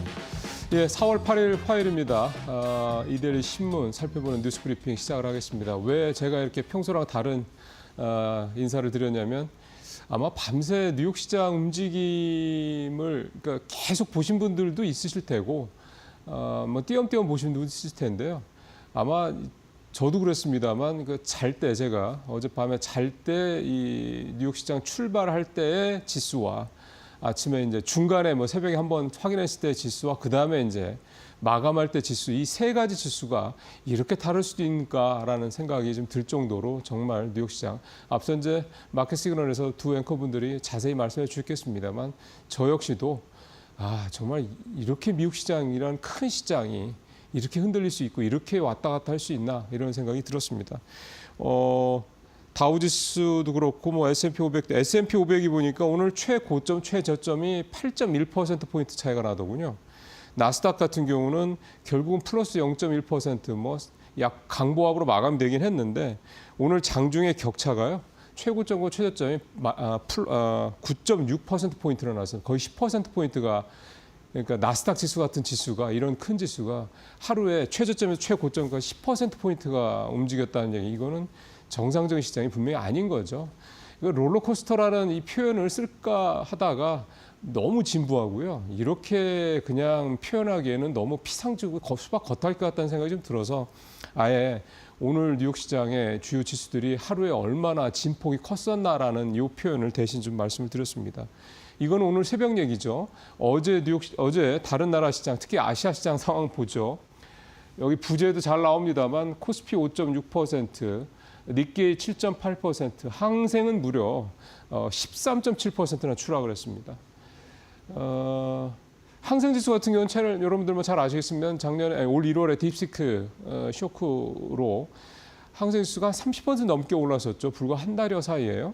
그리고 나서도 항생지수 같은 경우는 그러니까 이 항생지수라는 게 이제 잘 아시는 것처럼 뭐 바이두, 알리바바, 그다음에 샤오미, 그다음에 이제 이런 회사들이 들어있는 주기 때문에 이른바 이제 소위 말하는 이제 뭐 미국의 M7에 비견하는 뭐 그런 중국의 플랫폼 뭐 M4인가요? 뭐 하여간 이런 식으로 얘기를 하면서 굉장히 최근에 관심이 많았던데 이렇게 속절없이 추락을 하고 있습니다. 비교적 최근에 중국의 상해 종합지수 같은 경우 뭐 다른 우리의 시장 2, 3% 왔다 갔다 할 때 0.몇% 이렇게 보합권 수준에서 떨어지든 올라가든 그런 수준을 보였는데 어제는 중국 상하이 종합지수도 5% 넘게 급락을 하는 등 아시아 시장 전체가 이제 한마디로 이제 이게 잘 쓰고 싶지 않은 표현이긴 한데 초토화됐다라는 표현이 어제는 딱 걸맞는 그런 시장 상황이었습니다. 우리 시장 같은 경우 외국인이 코스피에서 2조 원 넘게 순매도를 했고요. 이게 역대 5번째, 그럴 법합니다. 7거래일 연속 순매도를 했는데 외국인이 7거래 연속 순매도하면서 8.5조 원치를 내다 팔았고요. 그리고 코스피도 저 어제 깜짝 놀랐습니다. 2,300선이 찍혀 있길래 2,400, 500, 우리 600 뭐 이런 때 아닌가 불과 이렇게 한 1, 2주 사이에 지수가 2,300까지 추락한 그런 상황이 됐습니다.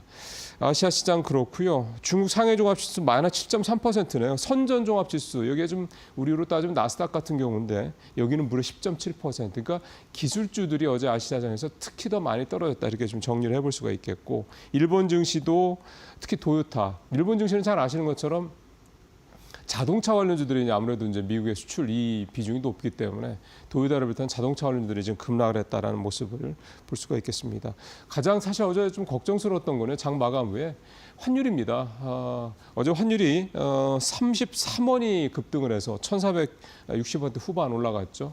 이후에 시간에 걸려서 1,470원대까지 올라갔더군요, 결국은. 그래서 오늘 이제 어떻게 될지 모르겠는데 1,470원대에서도 노는 그런 모습이 나타나지 않을까 싶은 생각인데 뭐 탄핵 인용 효과 정말 불과 하루 이틀 만에 이렇게 원점 회귀되는 그런 상황이 좀 벌어졌습니다. 반면에 엔화 가치가 좀 계속 올라가고 있죠. 145엔인데 제가 오늘 아침에는 죄송하지만 확인을 못했습니다만 엔달러 환율이 지금 이렇게 145엔대로 그러니까 엔화 가치가 굉장히 급등을 한 거죠. 다시 작년 8월 때처럼 또 엔캐리 트레이드에 대한 우려, 공포감이 또 부상하고 있는 그런 상황입니다. 그러니까 이 엔달러 환율도 여러분들께서 지금 145엔 전후거든요. 요 축에 그러니까 엔달러 환율이 145엔 달러 밑으로 떨어진다고 생각하면 계속 엔화 가치가 강세를 보인다는 거니까 이 145엔을 중심으로 해서 좀 엔화 추이도 좀 보실 필요가 있겠습니다. 이렇게 상황이 되다 보면요, 사람들 마음의 심리가 그럼 도대체 어디로 피난을 해야 돼? 피난처 얘기를 생각하기 쉽죠. 그래서 최근에 피난처로 뭐 금이 그동안의 피난처였는데 금도 요즘에 떨어지지 않습니까? 그러다 보니까 요즘에 이 고배당 ETF 쪽으로 시선을 돌리는 분들이 많다. 이 내용이 오늘 이데일리 증권면 기사의 톱 기사가 되겠습니다. 표가 아마 나올 텐데요. 최근 일주일 동안 고배당 ETF 순매수 규모 좀 보시죠. 플러스 고배당주, 그다음에 타이거 은행 고배당 플러스, 그다음에 타임 포트폴리오에 플러스 배당 액티브 등등 이게 배당주 많죠. 이건 이제 국내 상품 얘기고 미국도 마찬가지입니다. 미국 배당 다우존스, 그다음에 커버드콜은 계속해서 작년부터 좀 관심들이 많으시죠. 이것도 그렇고 커버드콜이 아무래도 그냥 그 ETF 상품들보다는 그냥 일반적인 채권 상품들 중심의 좀 안정적인 ETF 상품보다는 훨씬 수익률이 높으니까요. 커버드 상품들이 또 최근 같은 때 관심들이 많이 또 있습니다. 또 월배당도 하는 그런 상품들도 많고 결국 이제 지금 시장은 이제 투자 전략가들의 얘기는 변동성이 높아진 즉 소위 말하는 성장성 중심의 이런 투자 전략에서 안정적인 현금 흐름 또 저변동 중심의 그래서 이제 배당주 얘기가 나오는 것 같습니다. 중심을 얘기를 하고 있고요. 또 하나 좀 첨언을 좀 드리자면은 어쨌든 장이 좀 조정이고 계속 떨어지고 있지 않습니까? 근데 이제 결국은 이제 어느 순간에 이제 반등을 하겠죠. 그러니까 이렇게 좀 조정이 깊게, 그러니까 짧은 기간에 깊게 나타나는 장이라는 건 골이 깊을수록 또 바로 또 치고 올라가는 것도 좀 크기 때문에 그런 것들을 감안한다고 그러면 지금이 어떻게 보면은 이제 나중에 지수가 반등을 할 때 어떤 종목들, 어떤 업종, 그다음에 어떤 그 업종의 어떤 종목들을 선택할 것이냐. 그때 가서 갑자기 장 반등하면 또 사람이 또 좀 마음이 또 좀 정신 없지 않습니까? 그러면은 정말 좋은 종목을, 좋은 업종을 고르기가 어렵죠. 그래서 이런 때 미리 지수와 함께 같이 반등을 해줄 만한 업종은 뭐고, 그다음에 종목은 뭔지 이것들을 미리 선택을 해서. 예를 들어서 반도체가 지금 지수가 올라갈 때 가장 우리나라에서 어쨌든 그동안의 선례를 봤을 때 가장 그 반등폭이 크지 않습니까? 그럼 이 반도체주를 일단 업종을 선택을 하고 그러면 나는 반도체주에서 삼성전자를 살 거야, SK하이닉스를 살 거야, 또 뭐를 살 거야, 소부장 뭐를 살 거야 이런 식으로 그런 종목들을 업종당 서너 개, 두세 개 이렇게 축약을 해놓는다면 정말 장이 다시 반등을 할 때 굉장히 발빠르게 대처할 수 있다라고 이미 이런 식의 하락장을 경험을 해본 그런 분들이 얘기를 하더라고요. 저도 좀 공감이 가는 내용이어서 여러분들께서 좀 참고하셨으면 좋겠다는 생각이 들어서 말씀을 드렸습니다. 자, 실적 발표 오늘 하죠. 1분기는 큰 기대할 필요는 없다. 큰 기대할 수 없다 얘기가 나옴에도 불구하고 기대가 또 안 될 수는 없지 않습니까? 근데 어쨌든 최근에 개인 투자자분들은 삼성전자를 계속 담고 있고요. 외국인들은 계속 팔고 있습니다. 앞서 뭐 우리 주식 떨어질 때 삼성전자가 그 최근 코스피에서 7거래일 동안 8.5조 외국인들 순매도였다고 말씀드렸는데 삼성전자 비중이 제일 크겠죠. 어쨌든 그 정도로 삼성전자 외국인들 좀 다시 팔고 있는 그런 상황인데요. 개인들은 1.4조 순매도를 하고 있고요. 표가 아마 나올 겁니다. 외국인은 1.8조 좀 팔고 있고요. 보시죠. 오른쪽에 막대 그래프 보시면 되고요. 이런 사이에 이제 삼성전자 주가 보면은 이제 53,200원까지 어제 기준으로 좀 주가가 뚝뚝뚝 떨어졌습니다. 3월 말에 6만 원대 턱걸이를 하고 있다가 결국은 이제 5만 원대로 내려와서 계속해서 좀 내려가고 있는 그런 상황이 좀 되고 있고요. 1분기 잠정 매출 6.2조, 영업이익 3,700억 정도. 그래서 이거 LG 에너지고요. 삼성전자 1분기에 영업이익 5.1조. 이게 이제 전년비 22% 감소하는 거니까 좀 부진한 거죠. 근데 매출액은 전년비 7%가 증가할 것으로. 그러니까 외형 성장은 계속 하고 있다는 얘기가 되는 거고요. 근데 이제 2분기에는요, 영업이익이 6조 2천억까지 늘어날 것으로 전망이 되고 있어서 1분기 대비해서 전분기 대비 21% 정도 성장을 하니까 결국 1분기가 이제 삼성전자는 저점이 될 거다. 과거에도 좀 1분기가 좀 전체적으로 그 해 분기별 실적에서는 좀 제일 안 좋았던 거니까 그런 걸 이제 감안했을 때 이렇게 얘기가 나오고 있어서요. 그래서 이제 요즘 개인 투자자분들이 삼성전자를 계속해서 저가 매수를 하시고 있는 그런 모습들입니다. 사실은 이제 관세 충격이 워낙 크다 보니까 별로 마땅한 대안이 없는 상황이기도 한데요. 어쨌든 삼성전자 오늘 실적이 시장 컨센서스 정도만 맞춰준다고 그러면 그래도 좀 한숨 덜지 않을까 그런 생각이 좀 듭니다. 마지막으로 LG 에너지 솔루션 얘기인데요. 깜짝 흑자를 냈습니다. 표를 바로 보시죠. 작년 4분기에 이제 이렇게 매출 6조 4천억에 영업이 이 파란색 막대 그래프입니다. 마이너스 2,200억 그 기록을 했었고요. AMPC 보조금, 미국 보조금 배제하면은 6천억 손실이었는데 이게 이제 올해 1분기로 넘어와서 매출 6조 2천억, 매출 조금 줄었죠. 그다음에 1분기 영업이익이 3,700억 이렇게 났습니다. 시장 컨센서스보다 더 나왔고요. 근데 이제 미국 보조금 빼면 이제 830억 마이너스 아직 그렇다 이제 이렇게 되는 건데 일단은 내용을 들어보니까 주요 고객들한테 물량 출하가 좀 견조하게 이루어지고 있고요. 환율 상승 효과도 있고 그다음에 ESS 에너지 저장 장치의 완성차향 일부 샘플 출하 뭐 증가 이런 것들도 좀 있고요. 전체적으로 뭐 나쁘지는 않은 그런 내용이긴 한데 문제는 이거죠. 이제 보조금 안 받고도 흑자를 내야 되는 상황인데 아직 그 정도 상황은 아니라는 건데 보시면 작년보다는 확실히 작년 4분기보다는 전분기 대비해서 좀 눈에 띄게 좀 좋아지는 모습을 일단 나타나고 있어요. 이런 추세가 2분기, 3분기까지도 계속 유지만 된다고 그러면 그래도 일단 2차 전지에 대한 이게 대장주니까 LG 에너지 솔루션이 걱정을 조금 덜 할 수도 있겠다 그런 생각도 좀 듭니다. 어쨌든 LG 에너지 지금 굉장히 어려운 상황에서도 미국의 7개 공장을 또 운영하고 있고 또 건설도 하고 있고 그런 상황이거든요. 그러니까 결국 LG도 지난번에 이제 구광모 회장도 밝혔습니다만 회사 그룹의 주력으로 에너지 이 배터리 사업은 무조건 간다. 이런 어떤 의지를 보였던 것들이 꼭 성과를 좀 얻기를 기대를 해보겠습니다. 마치겠습니다.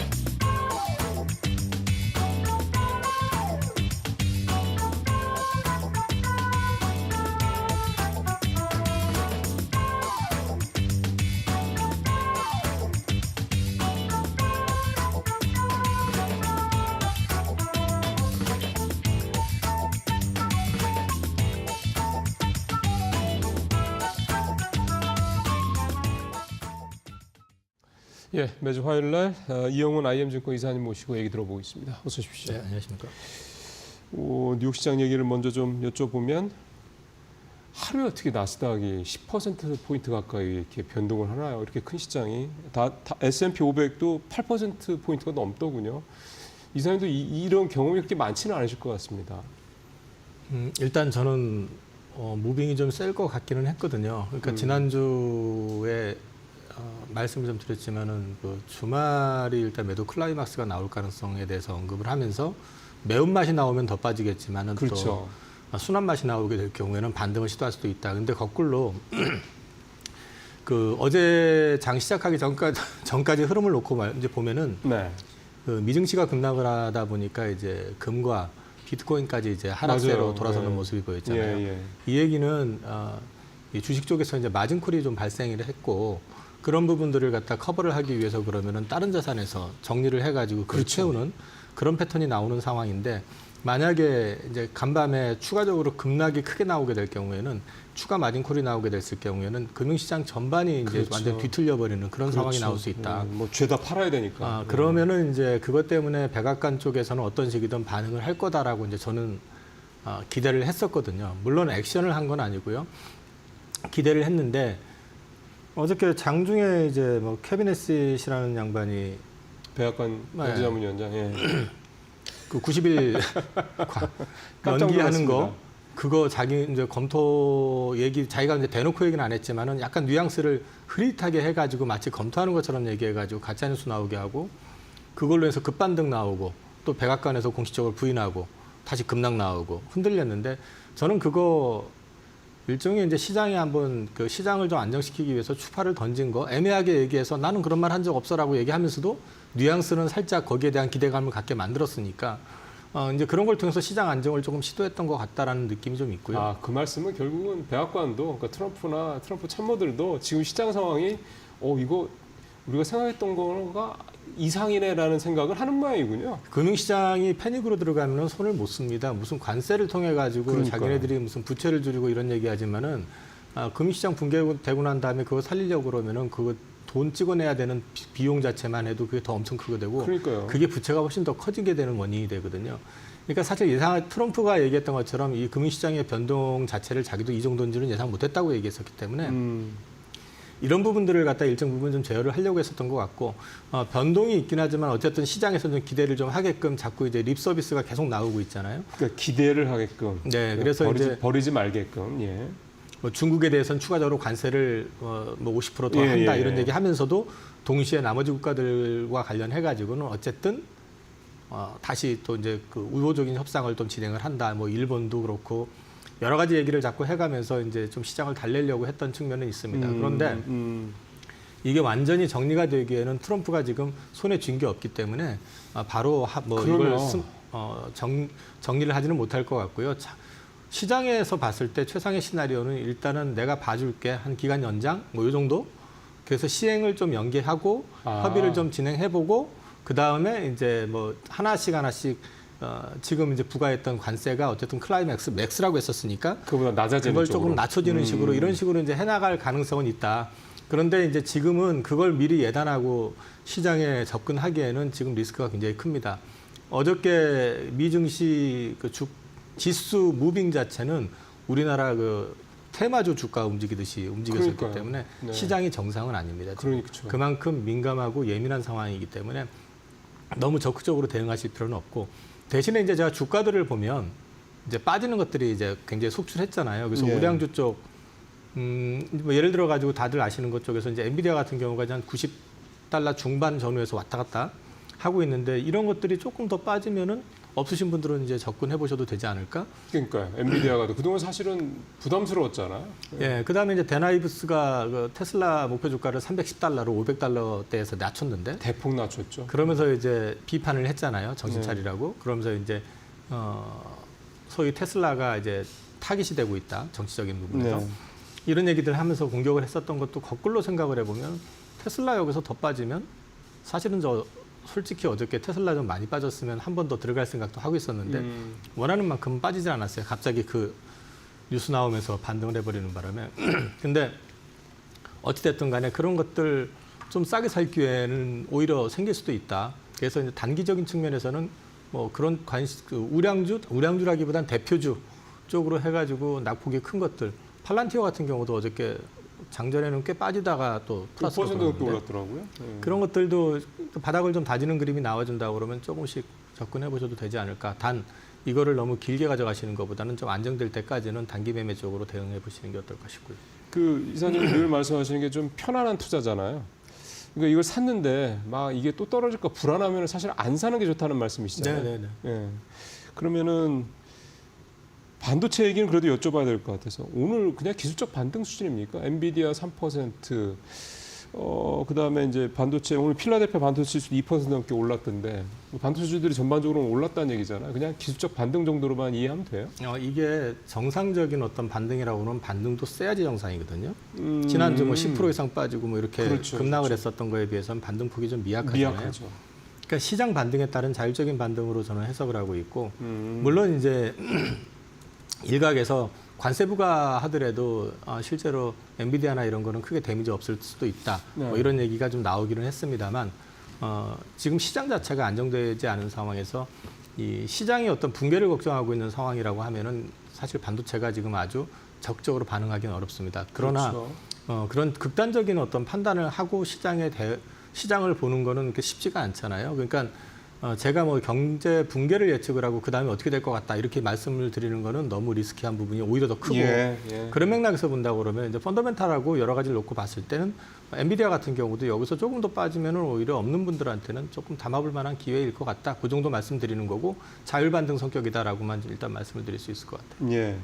사실은 뭐 150달러 간에 200달러 간에 그렇게 얘기가 나왔던 게 불과 몇 달 전, 그렇게 오래전 얘기가 아닌 종목이기 때문에 이런 종목이 지금 100달러도 안 되는 가격대에서 움직이고 있다고 생각하면 사실은 뭐 오렌 버핏이나 이런 투자 대가들이 늘 얘기하는 안전 마진이 비교적 꽤 좀 보장이 된 상황이 될 수도 있다라는 거죠. 그리고 또 엔비디아라는 회사의 성장성을 측면으로 봤을 때 에이 끝났어 이렇게 얘기하는 사람은 정말 아무도 없잖아요. 그런 부분도 있고 테슬라도 아마 그런 측면에서 이사님께서 낙폭이 좀 클 때 좀 한번 생각해 볼 필요가 있다라고 말씀하신 거라는 생각이 좀 듭니다. 이 미국 시장 관련해서 하나만 더 여쭤보겠습니다. 그 시장이 이렇게 이제 급락을 하고 소위 말해서 좀 일부에서는 뭐 공황 얘기 나오고 막 이제 원래 이제 그런 거는 좀 노이즈라고도 볼 수가 있긴 하겠습니다. 막 뭐 대폭락을 하고 등등 이런 식의 막 그 자극적인 용어들이 난무하는 때인 거잖아요. 지금 사실상 보통은 이런 때가 투자 대가들의 얘기는 이제 장에 들어갈 때다 이런 식의 얘기들을 하기도 하는데 그 2000 금융위기 때 버냉키 당시 이제 연준 의장이 했던 방식 그게 그 이후로부터 팬데믹 때도 그랬고 그 이후에도 이제 계속해서 이제 나타나는 방식이 미국이 뭔가 위기에 빠질 상황이 될 것 같으면 연준이 막 돈을 때려 넣는다. 소위 말하는 QE가 됐든 뭐 이런 식인 거잖아요. 그다음에 비근한 예로 2013년대 실리콘밸리 은행 사태 있을 때도 그때도 결국은 연준에서 어떤 새로운 조치를 내서 유동성 위기를 막았고 그러면 이번에도 역시 마찬가지로 뭐 방법은 또 다를 수가 있겠습니다만 미국 시장이 정말 침체로 간다, 미국 시장이 정말 큰일 났다 이런 식이 되면은 또 연준이 움직일 가능성이 있다라고 좀 볼 수 있을까요? 연준이 만약에 경기 침체가 확연히 보인다 그러면 당연히 움직일 거라고 봅니다. 금리 인하라는 거 외에도 금리 인하 외에도 만약에 이런 주가 급락이 반복이 돼가지고 몇 개 기업이 특히 은행이라든지 이런 금융권에 문제가 생길 경우에는 당연히 개입이 들어오겠죠. 그래서 그거는 뭐 근데 이제 문제는 그거 들어오면은 굉장히 좋아질 거 아니야 기대하겠지만 그 앞이 되게 힘들 겁니다. 그런 거죠. 그렇기 때문에 사실 그런 일이 발생하지 않는 게 좋고요. 그리고 이제 이런 일이 발생하게 될 경우에는 트럼프의 어떤 지금 정책이라든지 이런 추진 동력은 급격히 굉장히 축소가 되고 위축이 될 가능성이 높겠죠. 그게 이제 중간 선거 하기도 전에 네, 이미 그런 상황이 될 가능성이 높고 지금 이미 지금 트럼프 쪽에 이제 줄을 섰었던 그 비레크먼이라든지 이런 사람들도 그렇더라고요. 그 관세와 관련된 부분에 있어서만큼은 트럼프가 좀 오버했다라는 쪽으로 얘기하면서 관세와 관련해서 유예를 하든 좀 낮추든 이런 쪽으로 얘기를 하고 있고 심지어 머스크 역시 마찬가지. 그런 반응을 보이고 있잖아요. 그래서 이 내부적으로도 이미 이제 관세와 관련된 부분들은 좀 분열이 되어 있는 측면이 분명히 있고요. 그리고 이제 이게 일방주의로 가는데 오늘 제가 베센트 장관 그 발언 보고 나서 살짝 짜증이 좀 올라왔는데 미국이 막강한 권한을 갖고 있는 이유를 설명하면서 그게 뭐냐면은 막대한 부채를 가지고 있기 때문에 그게 강하다. 배째라는 얘기잖아요. 저도 딱 그 생각이 드네요. 근데 이제 그 사실은 뒤집어 놓고 얘기하면 그게 가장 큰 리스크가 될 수도 있습니다. 그럼요. 그러니까 미국채를 팔아버리기 시작하면은 미국은 한순간에 아무리 돈을 찍어낸다 하더라도 또 이제 그 실물 경기 작살나면서 그 전체적으로 그 시스템 붕괴가 나올 수도 있는 상황이기 때문에 물론 극단적으로까지야 가지 않겠지만 그런 위험성을 갖다가 알면서도 그런 얘기 한다는 것 자체가 참 무리들 그 사람들의 어떤 인식이죠. 이런 것들이 어떻구나라는 걸 새삼 또 확인할 수 있었던 거 아닌가 싶습니다. 예. 그 이제 기축통화국이라는 그 지위가 이게 사실 조금 책임감과 그다음에 기본적인 신뢰 이런 것들이 바탕이 돼서 운영이 돼야 되는 건데 지금 이제 그냥 단순히 그 권리만 누리려고 하는 그런 모습들이 아닌가. 그러면서 자기들의 이익을 최우선시하는 그런 게 아닌가 생각이 좀 들어서 참 미국 요즘의 모습을 보면서 옛날에 저 안 저랬는데 이런 생각이 자꾸 드는 게 그래서 그런 게 아닌가 싶은 생각이 듭니다. 이제 우리 시장 얘기를 좀 해보도록 하겠습니다. 어제는 조금 우리 시장이 평소 모습이랑 달랐습니다. 그래서 저 오전장이 좀 안 좋아도 오후장에 뒤집거나 또는 낙폭 대폭 줄여서 1% 이하로 끝나고 그러는데 어제는 완전히 장 마감, 그러니까 종가가 최저가 수준으로 이렇게 안 좋더군요. 그러니까 결국 우리 시장도 이제 버티다 그냥 확 풀려버린 겁니까? 외국인들이 어저께 주식 현물에서도 그렇고 선물에서도 그렇고 합쳐가지고 3조 5천억이 넘어가는 물량을 그렇죠. 지금 팔았고요. 외국인들의 집중적인 매도 공세 속에서 환까지 다시 또 그렇죠. 원화 약세가 또 이제 나오는 그런 상황이 나오게 되면 당연히 아무리 매수를 받아준다고 하더라도 그거는 뭐 외국인들 물량 받아주는 것밖에 안 되기 때문에 그렇죠. 그거는 뭐 시장에서 어느 정도 예견이 됐었던 부분이고요. 뭐 이런 상황 자체가 펀더멘탈의 이슈라기보다는 지금 트럼프 노이즈로 인해 가지고 그렇죠. 이게 지금 전체 글로벌 예. 시장을 갖다 흔들고 있는 거기 때문에 우리만 자유로울 수 있는 건 아니고 특히나 우리 같은 경우는 외환 자유화 이슈도 있지만은 외국인들의 유출입이 굉장히 좀 쉽게 돼 있는 데다가 네. 특히 매매가 또 활성화되어 있는 몇 개 안 되는 이머징 마켓이기 때문에 타겟이 될 수밖에 없다. 그런 맥락에서 보시면은 어느 정도는 좀 이해가 될 것 같습니다. 따지고 보면 우리가 어제 사실 다른 아시아 시장에 비해서는 비교적 낙폭이 조금 낮았던 거예요. 뭐 상해 7.3%, 항생은 무려 13.2%, 니케이도 7.8% 떨어졌거든요. 그럼 이거는 우리가 다른 아시아선보다 좀 덜 떨어졌다라는 거는 낙폭이 적다라는 거는 작년에 많이 떨어진 거 정도다. 이렇게 해석을 해보면 됩니까? 항생 같은 경우는 금요일 날인가 아마 증시가 안 열렸었을 거예요. 이게 그래서 겹쳤군요. 이제 겹쳐서 그 한꺼번에 떨어진 거고요, 대만하고. 대만도 그렇고. 네. 일본 7.8%, 우리 7%대면 거의 비슷하게 떨어진 거라고 보셔야 되는 거고요. 네, 사실 우리가 이제 그 시장에서 좀 공교롭게도 또 공매도를 재개하는 시점에서 이런 게 같이 겹쳐버렸기 때문에 네네네. 공매도가 지금 이제 시장의 어떤 방향이 지금 결정된 상태에서는 좀 그 가속화시키는 그런 또 효과가 있다고 말씀을 드렸잖아요. 부작용이죠, 효과라기보다는 지금은. 그 영향도 좀 받고 있는 구조이죠. 그게 그러다 보니까 지금 타국만큼 떨어진 거지만은 펀더멘탈로 보면은 지금 사실은 좀 비참할 정도죠. 이제 PER로 봤을 때 8배 뭐 중반, 뭐 PBR로 봤을 때도 0.8배, 네. 뭐 이런 상황이면은 사실은 이제 여기서 더 빠지게 되면은 뭔가 시스템 붕괴라든지 어떤 그쵸, 시스템 리스크가 그쵸. 아니면은 경험하기 힘들었었던 네. 그런 상황까지 가는 거기 때문에 지금 사실 펀더멘탈로 얘기하는 건 좀 의미는 없지만 어찌됐든 간에 좀 우리 낙폭은 어쨌든 그래도 좀 과한 편인 거 아닌가 싶습니다. 저도. 지금 삼성전자 속보가 나왔는데요. 영업이익이 6조 6천억 원, 전년비 0.15%포인트니까 앞서 제가 말씀드렸던 예상치보다는 훨씬 낫네요. 5.1조였으니까 예상치가. 예.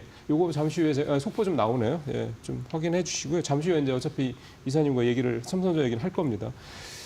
이제 우리 시장 좀 큰 틀에서는 마지막 질문을 드리고 싶은 게 그러면은 최근에 계속 우리 이제 어느 정도 저점 매수 들어갈 타이밍이다 이런 얘기들을 뭐 시장에서 많이들 한단 말이에요.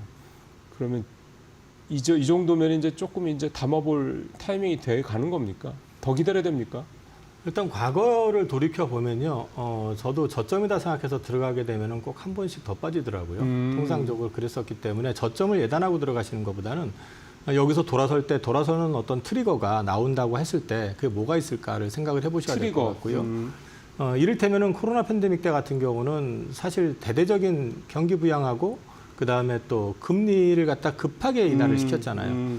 그러면서 이제 미국 같은 경우는 양적 완화를 대폭으로 했고 이런 것들이 어떤 유동성을 갖다 확충을 시켜가지고 주가를 상승을 시켰다라는 측면이 있는데 그렇죠. 그럼 지금 시점에서는 만약에 돌아선다고 했을 때 뭐가 있을까? 이걸 생각을 해보실 필요가 있습니다. 뭐 예를 들어 가지고 우리 주식 뭐 기금 같은 거 만들어 놓은 걸 가지고 적극적으로 사가지고 올릴 일은 없잖아요. 받쳐주는 역할일 거고 그런 거는 네. 증강기금 같은 거는. 그러면 우리 같은 경우도 이게 뭐 유동성을 풀어서 주식을 사준다든지 지금한 일에서 외국인들이 적극적으로 들어와서 주식을 사는 건 아닐 거 아닙니까? 그렇죠. 그러면 시장이 좀 안정되는 모습하고 방향성이 좀 결정되는 걸 보시고 하셔도 늦지는 않을 것 같다. 그러니까 지금 당장 뭔가 과거 같은 게 나올 게 별로 좀 현재로서는 예상이 안 되기 때문에 너무 저점에 사야 된다라는 그 조급증? 맞습니다. 그게 사실은 주가 그러니까 손실을 좀 키우는 그런 역할도 가끔 하거든요. 그래서 네. 그런 조급증보다는 좀 시장을 좀 냉철하게 보시면서 맞습니다. 돌아설 때 뭐가 트리거가 될 것인지에 대해서 좀 고민을 하시면서 그 트리거에 대한 확신이 생길 때 그때 들어가시는 게 맞을 것 같아요. 그럼 사실은 아까 안전마저 말씀드렸으면 지금 많이 일단 떨어진 상태니까 지금 2,300 중반까지 떨어진 상태잖아요. 여기서 물론 뭐 2,000선이 무너지나 뭐 이런 생각을 굳이 할 필요는 없지만 하여간 더 떨어질 수 있겠죠. 어쨌든 그만큼 떨어졌기 때문에 또 떨어지더라도 그만큼 이제 좀 손실은 줄어들 수 있는 거니까 그리고 그냥 기다리시면 되는 거니까 그렇게 생각을 하는데 이제 아까 말씀하신 기억나는 게 결국 이제 그런 어떤 인내의 시간을 견딜 수 있느냐 그거가 참 결국 관건이 아니겠나 생각이 좀 듭니다. 제가 제 얘기 잠깐만 해도 돼요? 네, 그럼요. 네. 예전에 제가 IMF 때 주가 급락할 때요. 고객님들 자산을 450선에서 주식을 전량을 다 정리하고 현금을 만들었다가 코스피 450 네. 당시에 코스피 300이 무너지면서 주식을 사기 시작했고 그때 삼성전자를 사드렸어요. 제 고객님들 포트를 전부 삼성전자로 들어가기 시작했는데 되게 잘 산 것 한 같죠. 종목만요? 네, 되게 잘 산 것 같죠. 근데 35,000원이 무너지면서 사기 시작했는데 그게 33,000원이 깨지니까 더 못 사겠더라고요. 거기 나서.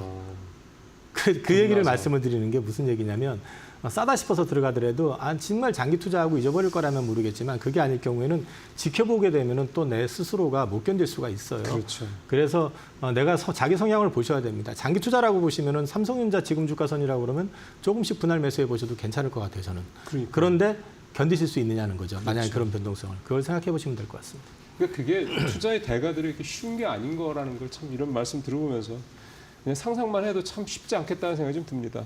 예, 삼성전자 말씀 바로 좀 들어가 보겠습니다. 6조 원 1분기 영업이 예상치가 5.2조 시장 컨센서스가 제가 이제 파악한 거로는 그렇거든요. 이거보다 상당히 좋네요.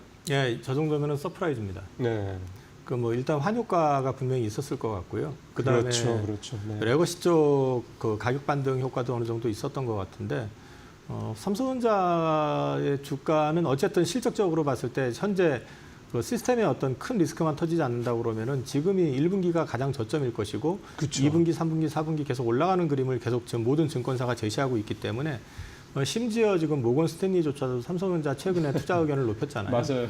그렇게 네. 놓고 보신다고 그러면 삼성전자 같은 경우는 없으신 분들 같은 경우는 오늘 이후부터는 조금씩 분할해서 접근해 보셔도 괜찮을 것 같은데 지금 전체 매크로 환경 자체가 트럼프 노이즈가 여전히 살아 있으니까 그걸 감안하셔가지고 한 번에 다 들어가시는 것보다는 조금 분할해서 보시는 그렇죠. 쪽으로 하는 게 어떨까 싶습니다.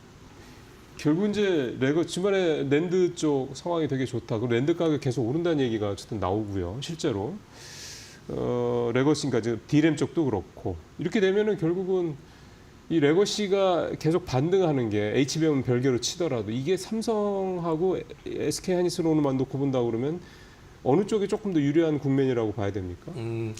지금은 기술의 삼성이 아니라 양의 삼성이 됐기 때문에 삼성전자가 더 유리합니다. 유리하다고 본다. 네. 그러면은 투자 포커스도 지금 이 급락장 상황에서 만약에 반도체주 중에서 둘 중에 하나를 다 들어가는 건 너무 이제 몰리는 거니까 둘 중에 하나를 골라야 된다 그러면 이사님 입장에서는 삼전 쪽이 조금 더 네, 지금 현재는 삼성전자를 보시는 게 어떨까 싶고요. 사실 하이닉스도 어저께 주가 빠진 거 보니까 이 정도면은 좀 과한데 싶을 정도로 빠졌어요. 맞아요.